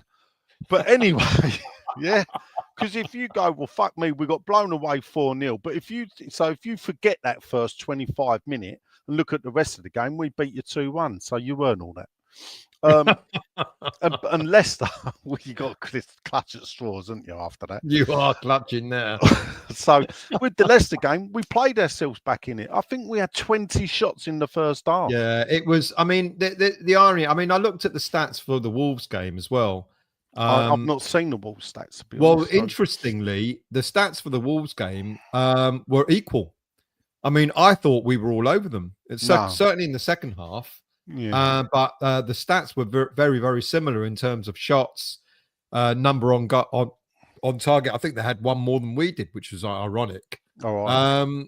But we still look like a team that, I mean, I won't lie to you, Nigel. When I did say a couple of weeks back, I'm not sure that Lopetegui is the right man. I actually think West Ham United have made a mistake. But and especially when it was all around, he's got 2 games to go, and it was Newcastle and Arsenal, and I just thought we're going to lose those games, and he's going to be gone. I genuinely thought that. So it was a massive surprise when we actually got the 3 points at Newcastle, a pleasant surprise. And then I didn't think we were going to get anything out of Arsenal. But then when I went to Leicester, I did think, we're going to now move, crack on. We're going to be able to win that, move on. There'll be the Wolves game, etc.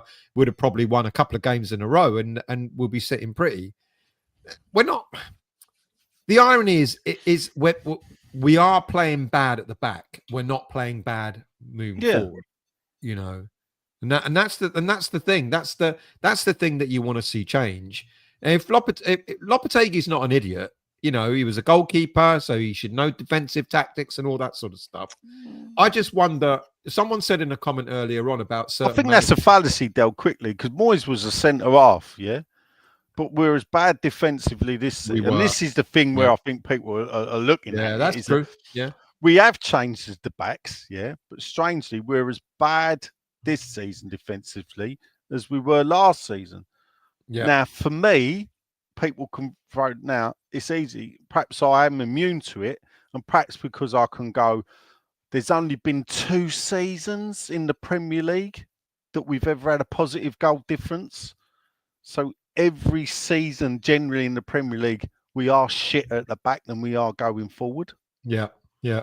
So, in fact, when I think under Bilic, Bilic was the first Premier League season. So 2015-16 was the first Premier League season we had a positive goal difference. And that was our first top flight positive goal difference since 85-86. Our Premier League goal difference is running at about -300 and something. So we've always been shit at the back. I'm not excusing it, but perhaps it makes me why I shrug my shoulders and go, well, what did you expect? Yeah. We've always been shit at the back. And therein lies another irony, because we keep getting in these pragmatic managers to try and probably shore up our defenses, but it just doesn't always seem to work. Yeah, no. I mean, if we move forward, I know a lot of my apologies. I know a lot of you have asked, who would we have in as an alternative manager? I actually do think that he will stay till the end of the season. I don't know if you think that, but I do think that they will, like you said, come the end of this season, they will turn around and go, unless the football changes quite dramatically, either for the better or the worst. I can't see him staying. If it changes dramatically for the better, then I think he's won a reprieve, so to speak, and he'll be here next season. But if it doesn't, if it's more of the same until the end of this season, and we sort of we finish mid-table, he'll be gone, won't he? Do you know, there's a bit of me that because of the negativity around him, and it's not not his fault really, because from the press and everything else, I just don't. For me, I don't see the point of continuing this experiment. But for me, if I was running it, I wouldn't have appointed him. Well, I might have appointed Lopetegui. I wouldn't have brought Stein in. For me, I'd clear the lot out. I think this don't work. I don't think it works. Do you think he's the problem, Stein? No, I think it's not one person. You can go the problem. It's the setup. It's easy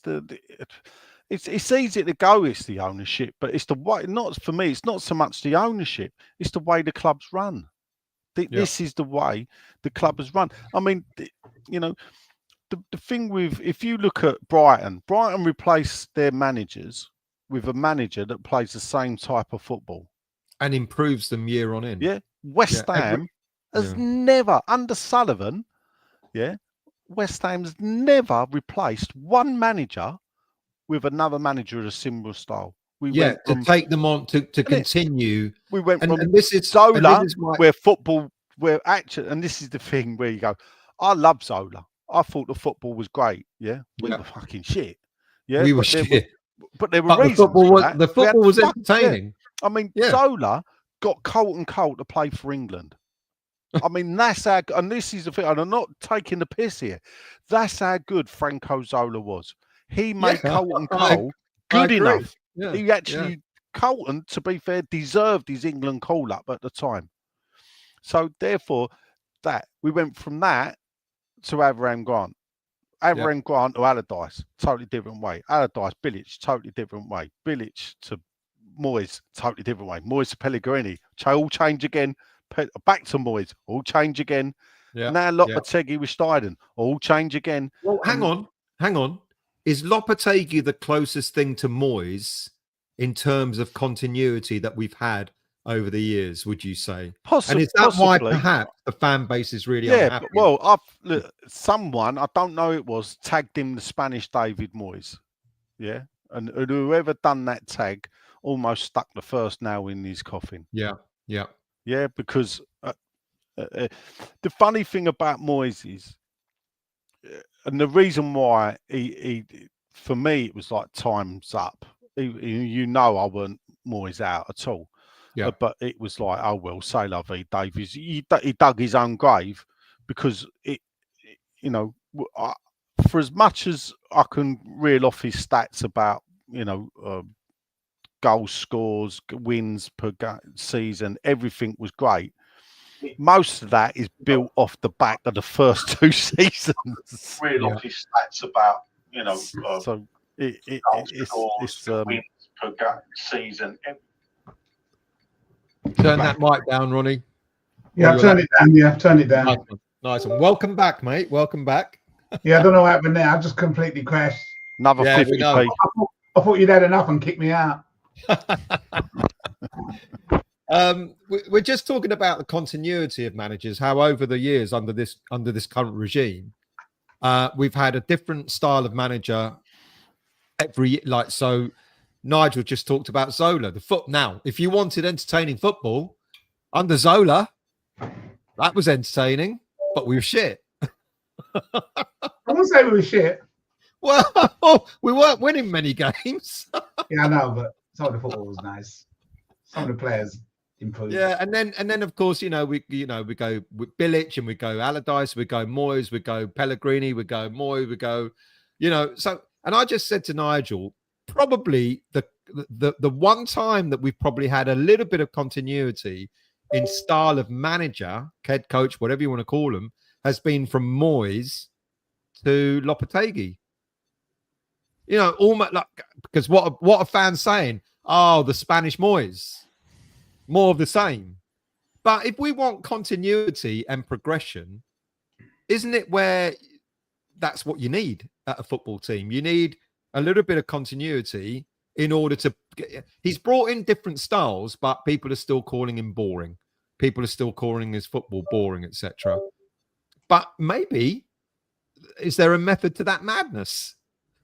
Is it right to have had someone similar to Moyes rather than someone completely different again?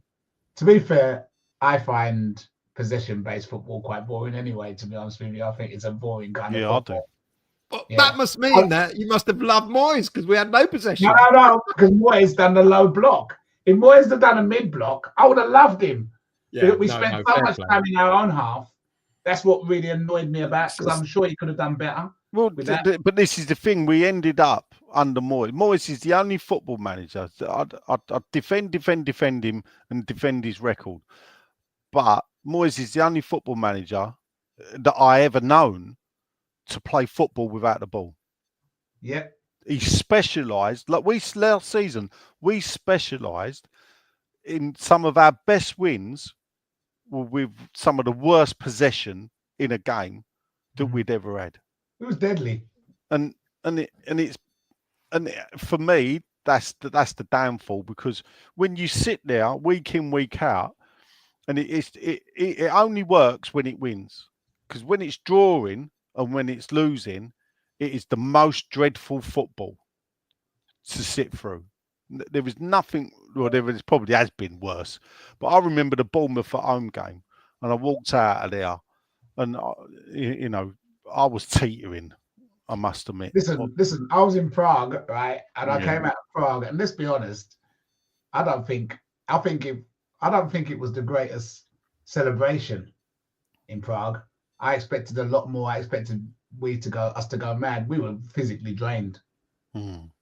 Watching that match, physically drained. I was physically drained. I'm going to be honest with you. When I've said this many a time, if the Italians didn't decide to play the dark arts in that game, they would have beaten us. It's only because Fiorentina, back then, they were a really good team.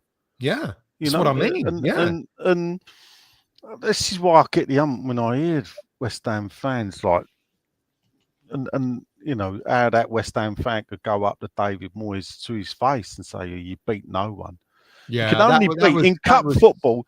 You can only beat, in cup football, you can only beat what's put in front of you. Yeah. And the fact that he won 12 out of 13 games and drew the other one, getting away, that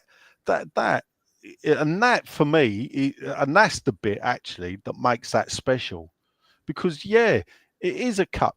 Chelsea should romp that cup, should romp it. And they're winning the new format hands down already, and they've left half their best players out of the European squad.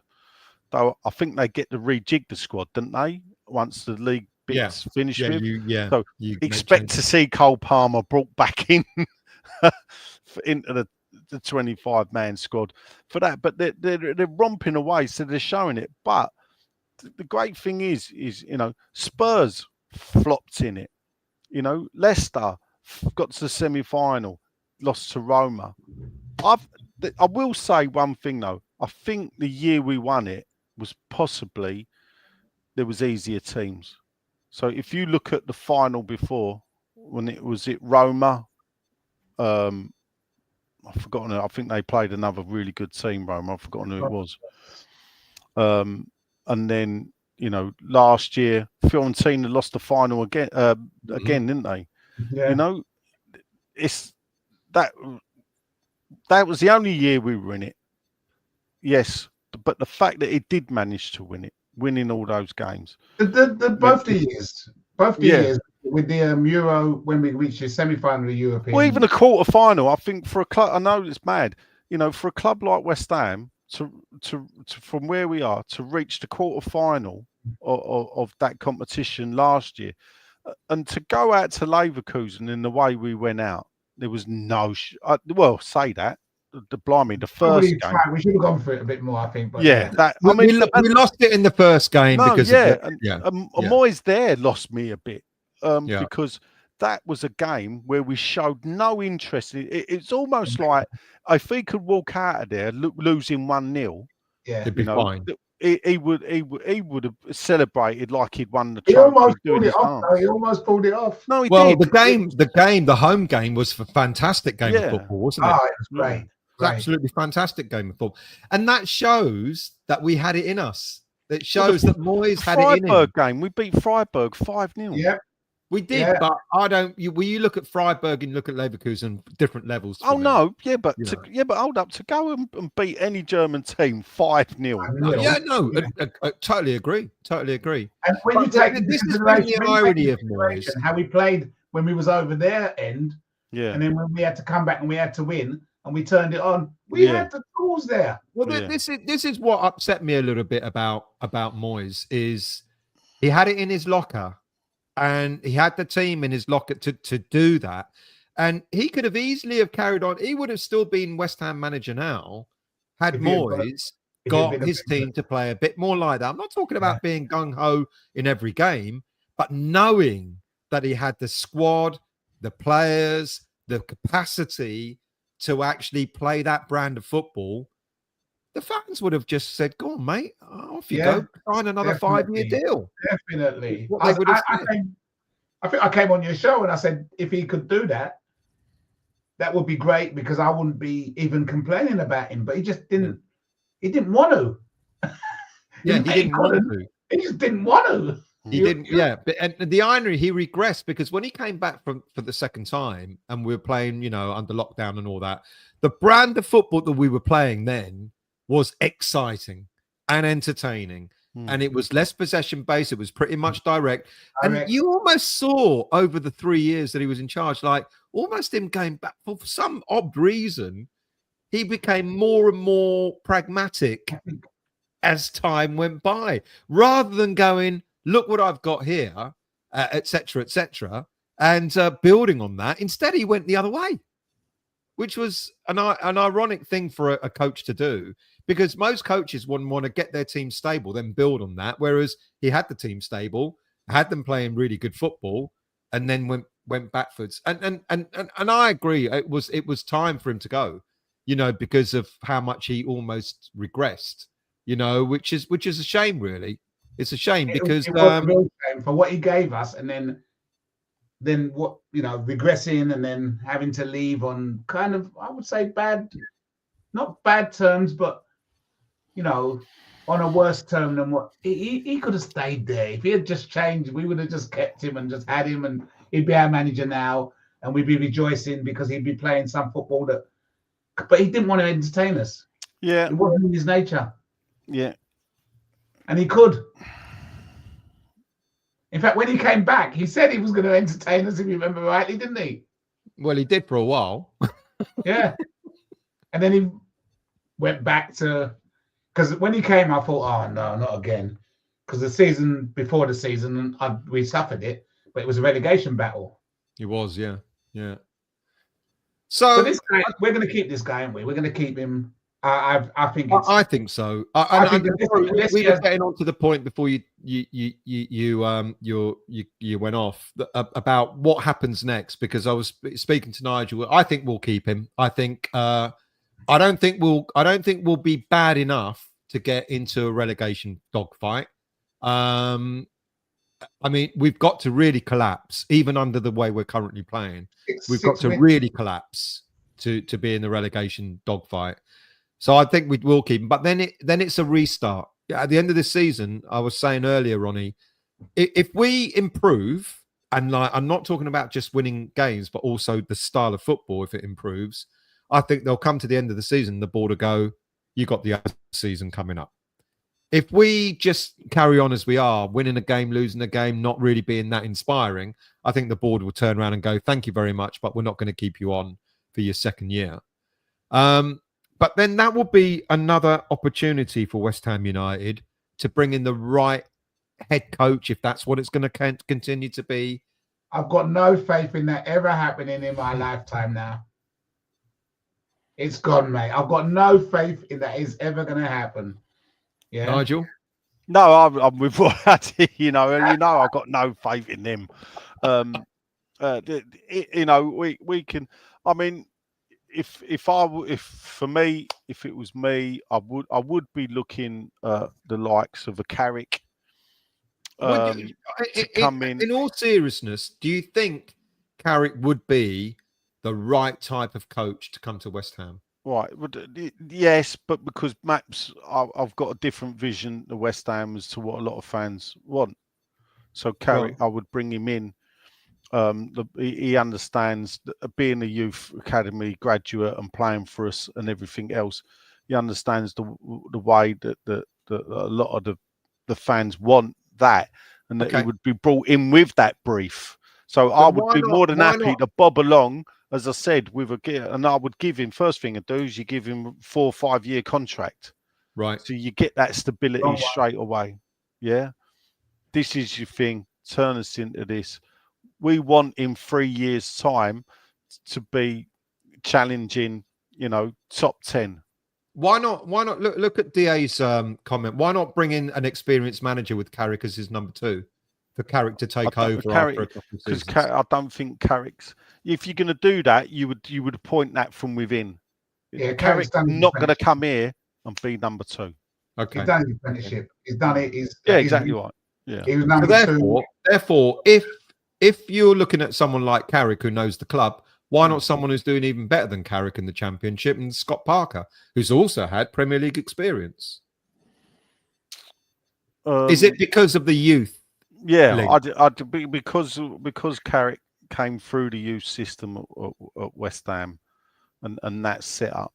And in addition with Carrick as well, I think he's worked under more different managers than Scott Parker. Scott Parker got a management job quite early, didn't he? If you think about it.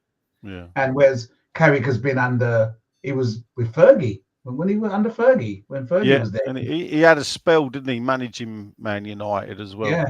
Before I think he's been under a few managers, and I think he's got a wealth of experience which hasn't had a chance to actually put out there. And Middlesbrough is his home club. Yeah. And he's been there for quite a few years, but he does need a settled contract, and we need to give him. And if he ever came to us, we'd need to give him time. But I think he's kind of foresight would be something that would be good. Now I'm going to play devil's advocate. We expect a lot. It's evident. The fan base expects a lot. They want more than what we've got. And, even winning a European trophy wasn't enough for some of the fan base under Moyes.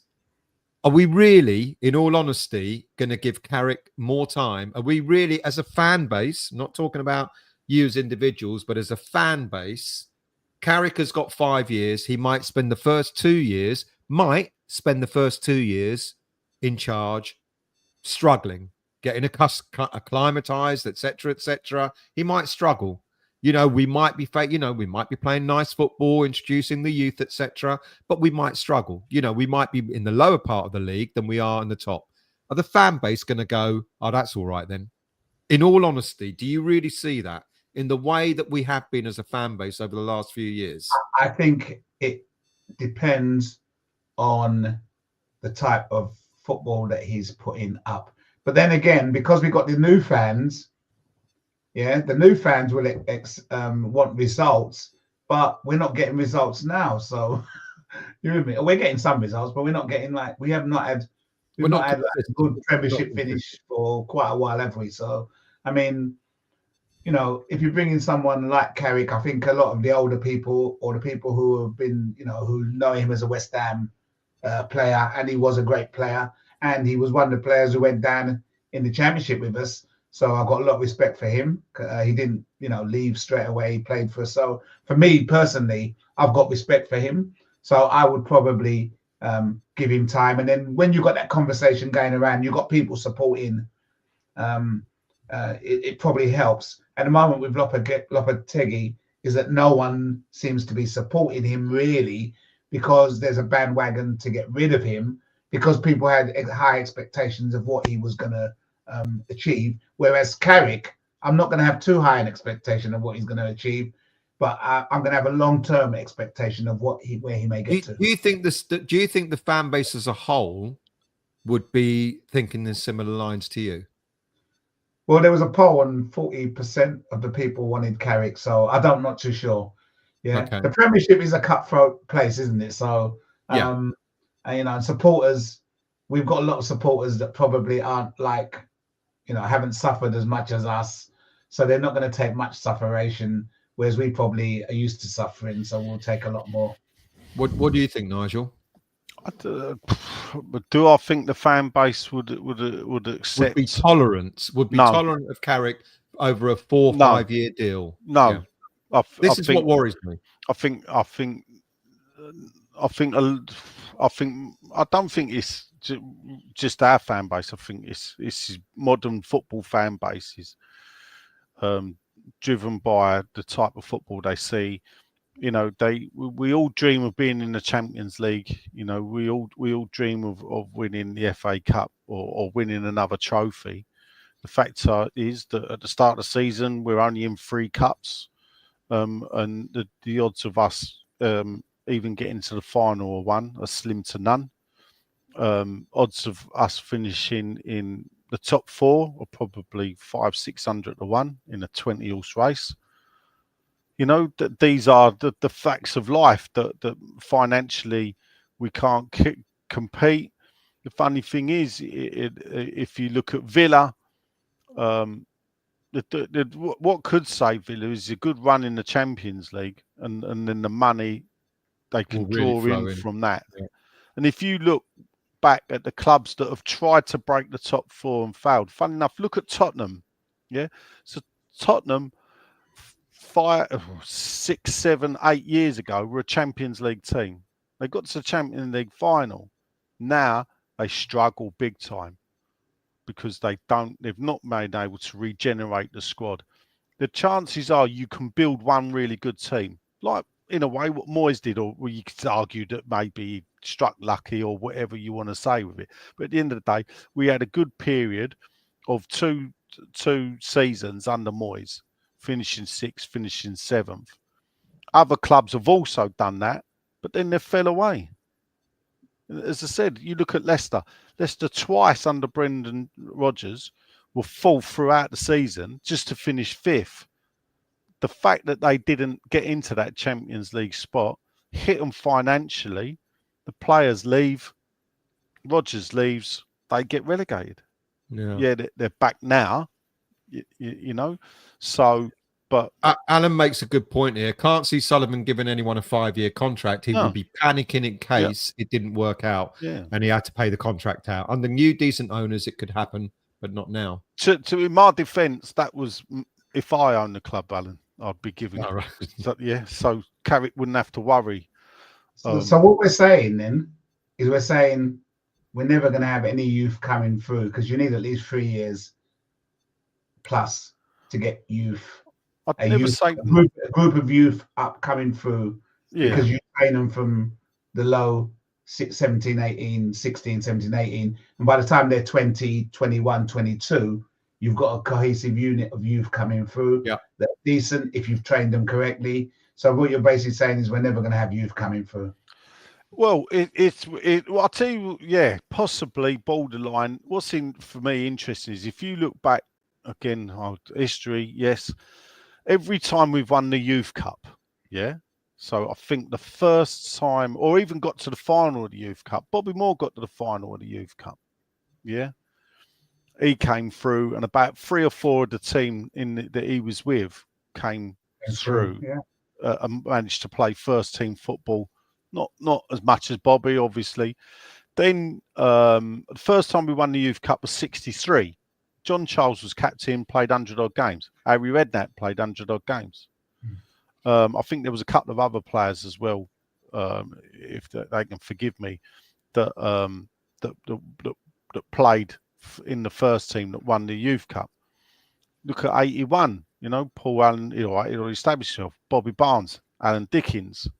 Then we got the Youth Cup final with Frank and Rio. They came through. I think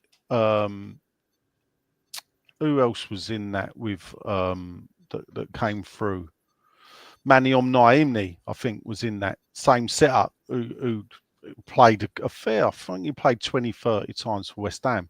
Then you had the Cole and the Carrick. Jimmy Bullard was in there, was he? No, he was never in the youth team setup. So you had the Cole and the Carrick and the Bywater, era. So every time we've won the Youth Cup or got to the final, we've brought through 2 or 3 players that went on to establish themselves. Are we going to do it with the crop from 2023? I'm not so sure that the club's going to allow it. That's the conundrum. Right, I've got a few questions that we could finish off with. Dodsy's probably already gone, but I'll ask the question anyway. Is there any truth in the fact that the German wants out? He has had enough asking for a friend called Sean from More Than Just a Podcast. The German is a guy called Nigel Khan. Do you understand what he's talking about? Well, no, because I don't know who that Nigel Khan is because he spelt the last name wrong. Spelt the last name wrong. We'll get rid of that one then. So, yeah, fuck him off.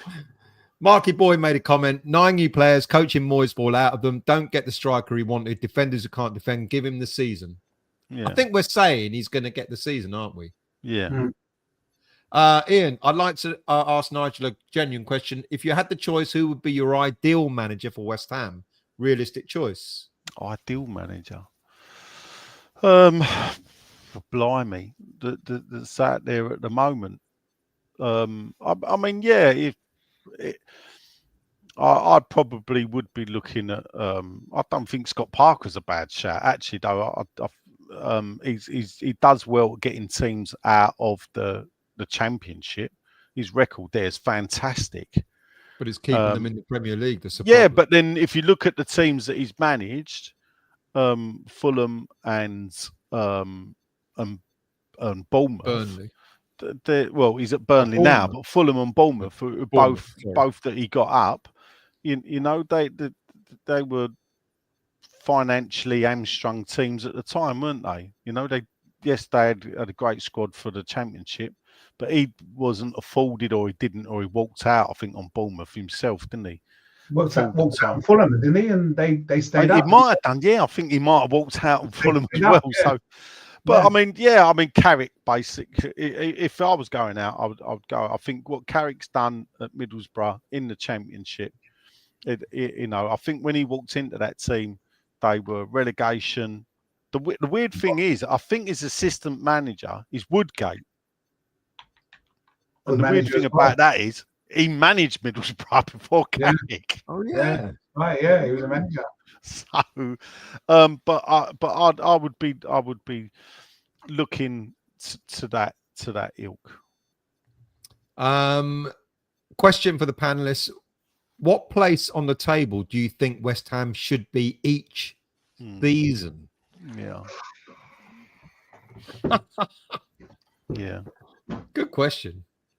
I know. For me, it's between 8 and 12. And the reason why I bunch it like that is because of 3 points could separate 12th to 8th.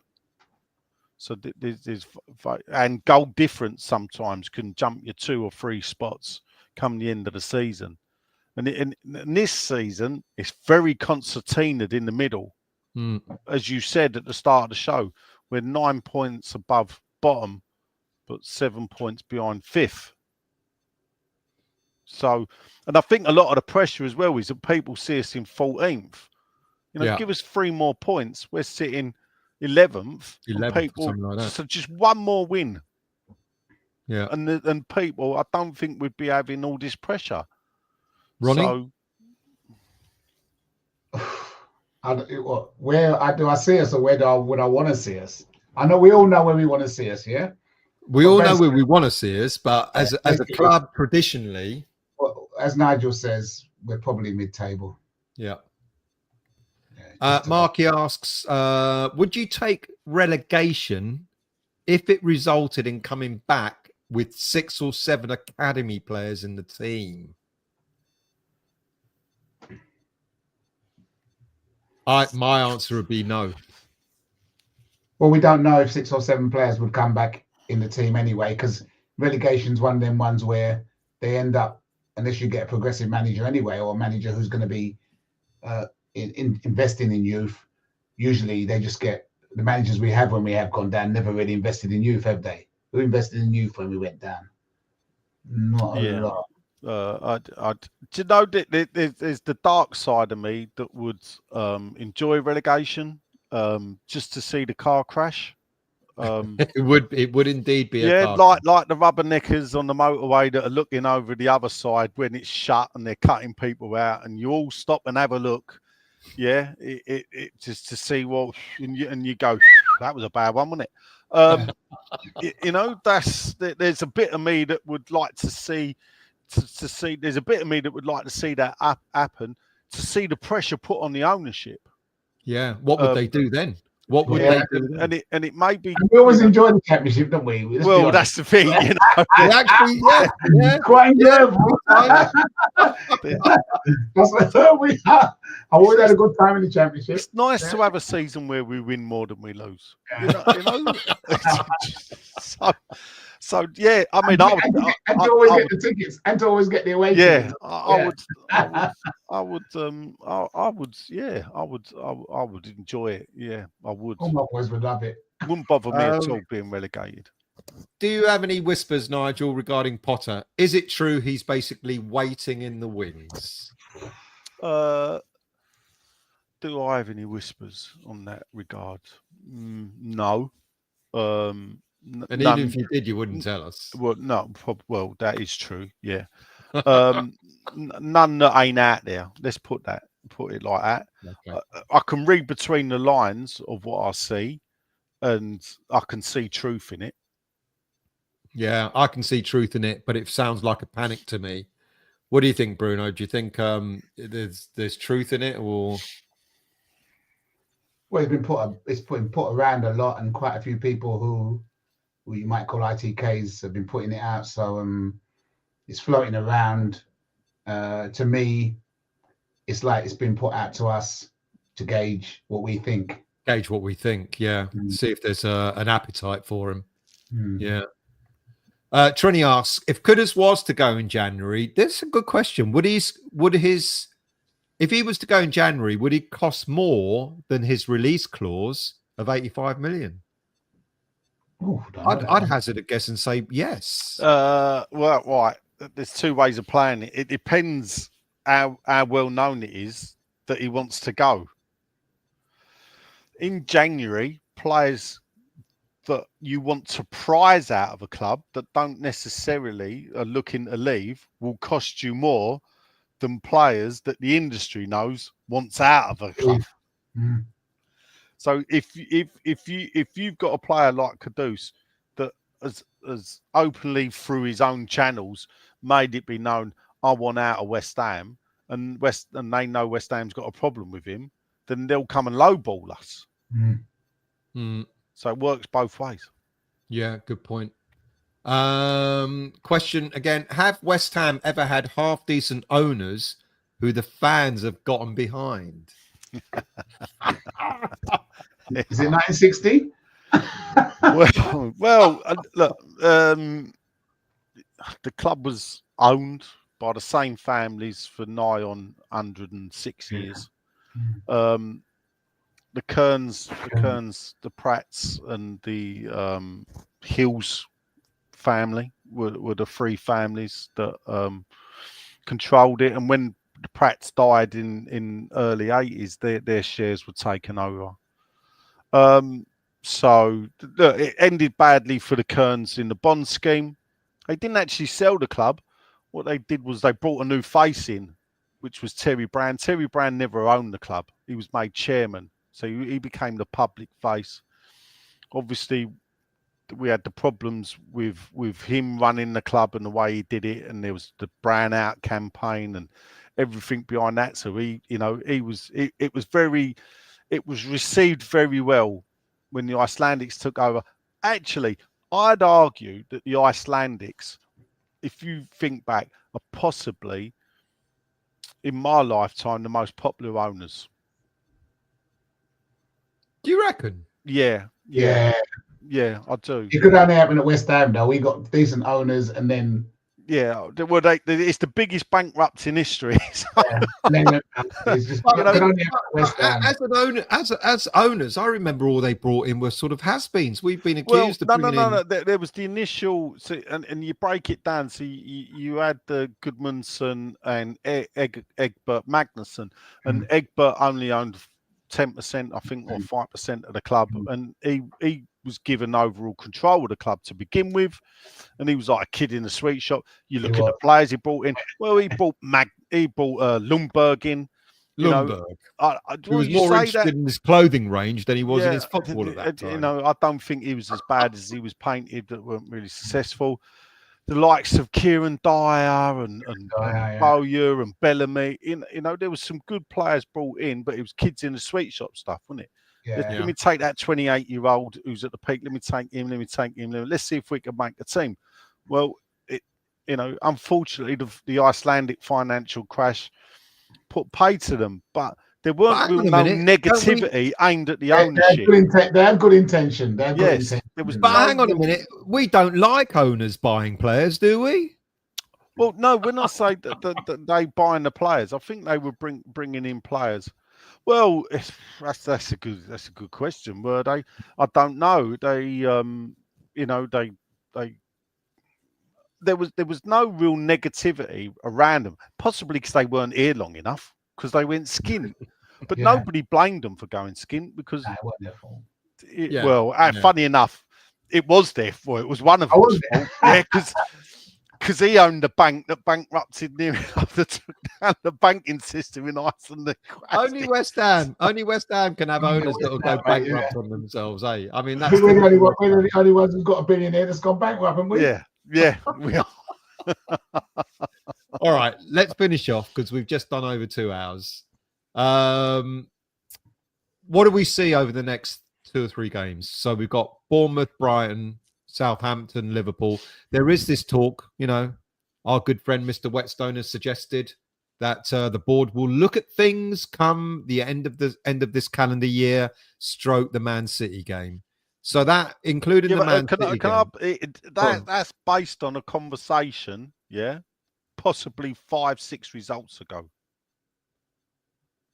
Well, no, even recently. We'll see. No, they didn't. Okay. That was under Terry Brown's ownership. All right. Okay. So we've got Bournemouth, Brighton, Southampton, Liverpool, Man City at the beginning of the new year. It's quite possible out of those games we may only get points out of one. Quite possible.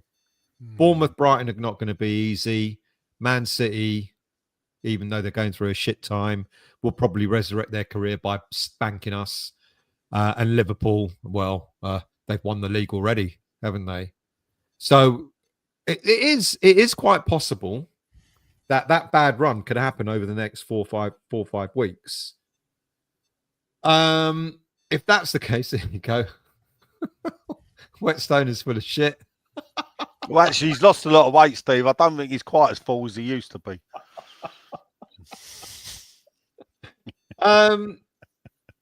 What happens after the next few games? If we only get points out of Southampton, and that's not putting Southampton down, but if we only get points, let me rephrase. If we only get a win out of our next 5 games, is it likely that he's gone? Because that could be the bad run coming up, couldn't it? I think 3 points is what he's been given for that time. For the next 5 games? Yeah, I think so. Because if you look at them games, Bournemouth, kicking it. Brighton, kicking it. Forget about Man City. Forget about Liverpool. They ain't getting nothing there. And then Southampton is possibly the only one that we might take 3 points in. Maybe he's going to be given 3 points because realistically, if you look at that, the way we're going along, probably just 3 points. Is there? And 20, do you think 19, 20, 21, 22 points? He's only got to win. He's only got to get 10 more. Another 10 six more games. Yeah, 6 games. Yeah. If you look at what we did last season, out of those 5 games, we only took 5 points. Now we finished on 50. What did we finish with last season? 53 points. That's an above average points finish for West Ham United in the Premier League. We're currently running 3 points ahead of where we were in like-for-like games against last season already. So if he only took 3 points out of these next 5 games, he's still then running, by my reckoning, 1 point ahead of where we got last season. There you go. Against the teams that we played this time last season. So you know, I mean, what would that put us on if we get 3 points? 21 points? 21, yeah. Halfway through the season. Good. That's about average. Yeah. It's about average. And it's quite possible that a team will stay up on much less than 40 points this season. Oh, yeah, this season, yeah. Yeah. Well, the funny thing about the 40 I reckon this season. point, the actual funny thing about the 40-point fallacy is that generally most seasons 37 points will keep you up. Right. Most teams are relegated with 34, 35 or less. So points. in a roundabout sort of way, he'll keep us in the league. Yes.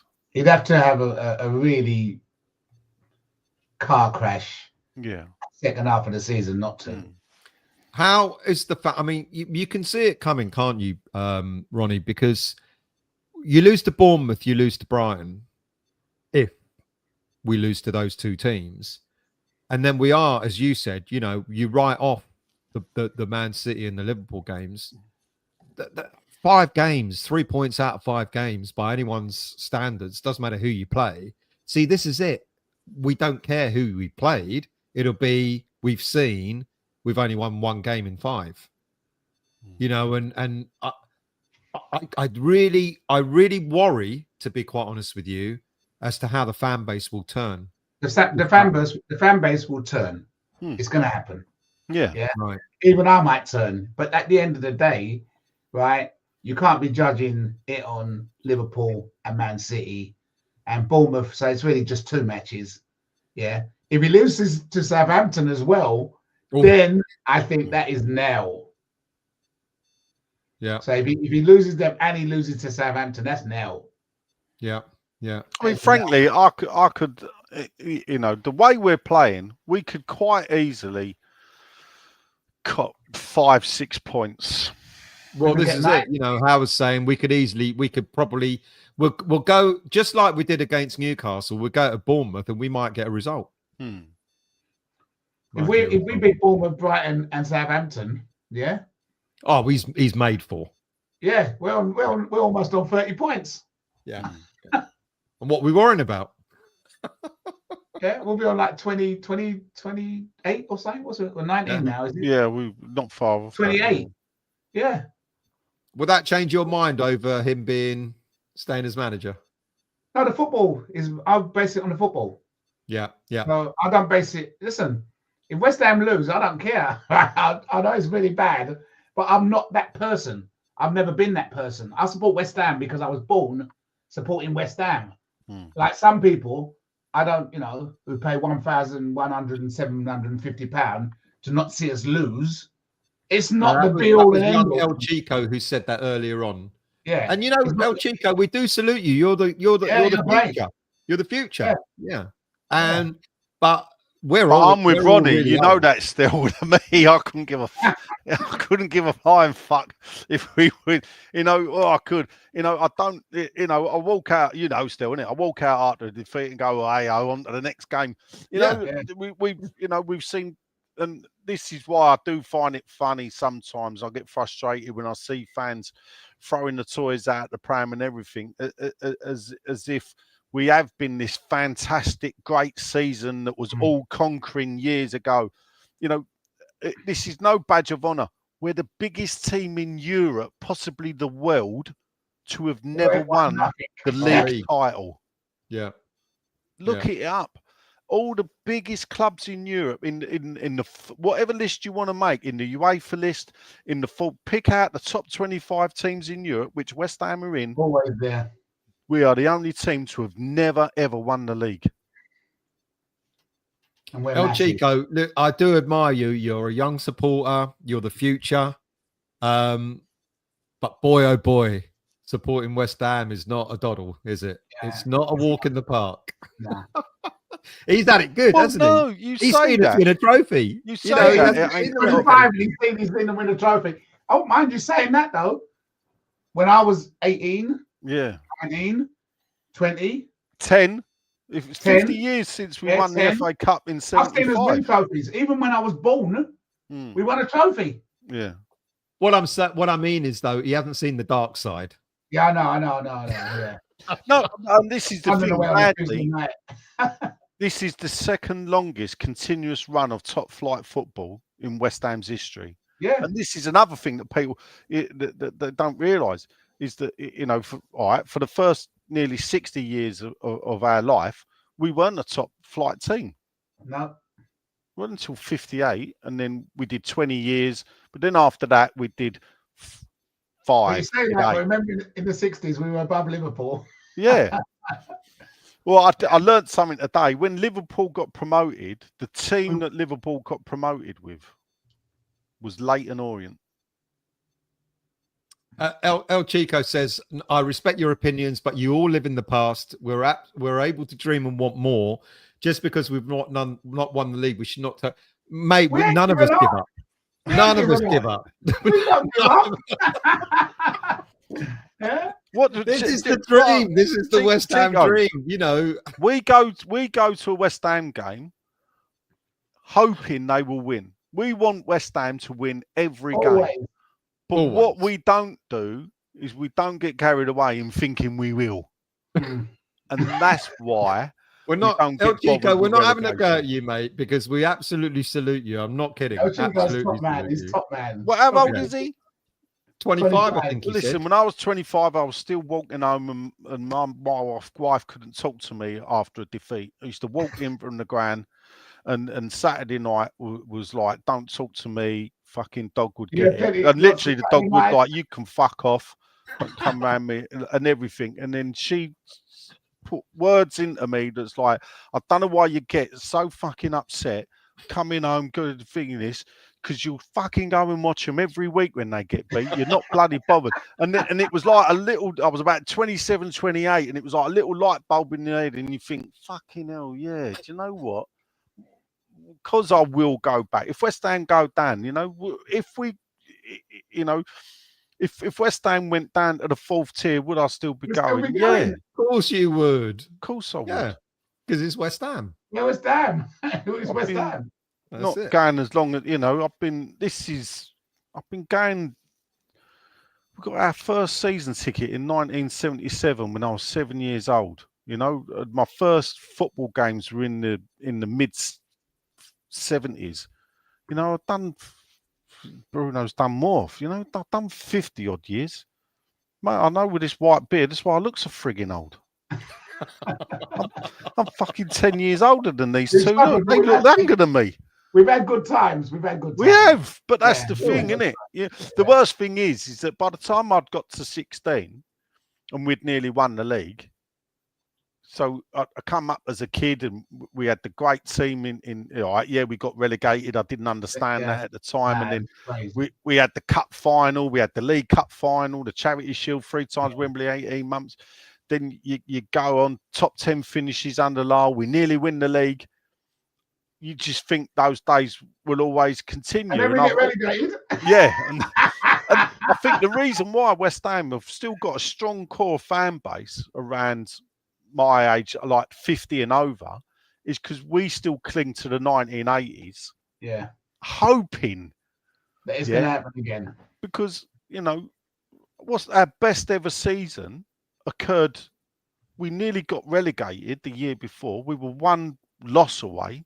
If Norwich had beat us instead of us beating Norwich, we'd have gone down. Norwich would have stayed up. We followed that up by finishing 3rd, nearly win the league, and we followed that up by luckily to stay in the league again. That's the beauty of West Ham. Yeah. David, you're so right. You're so right, mate. But it doesn't stop us going.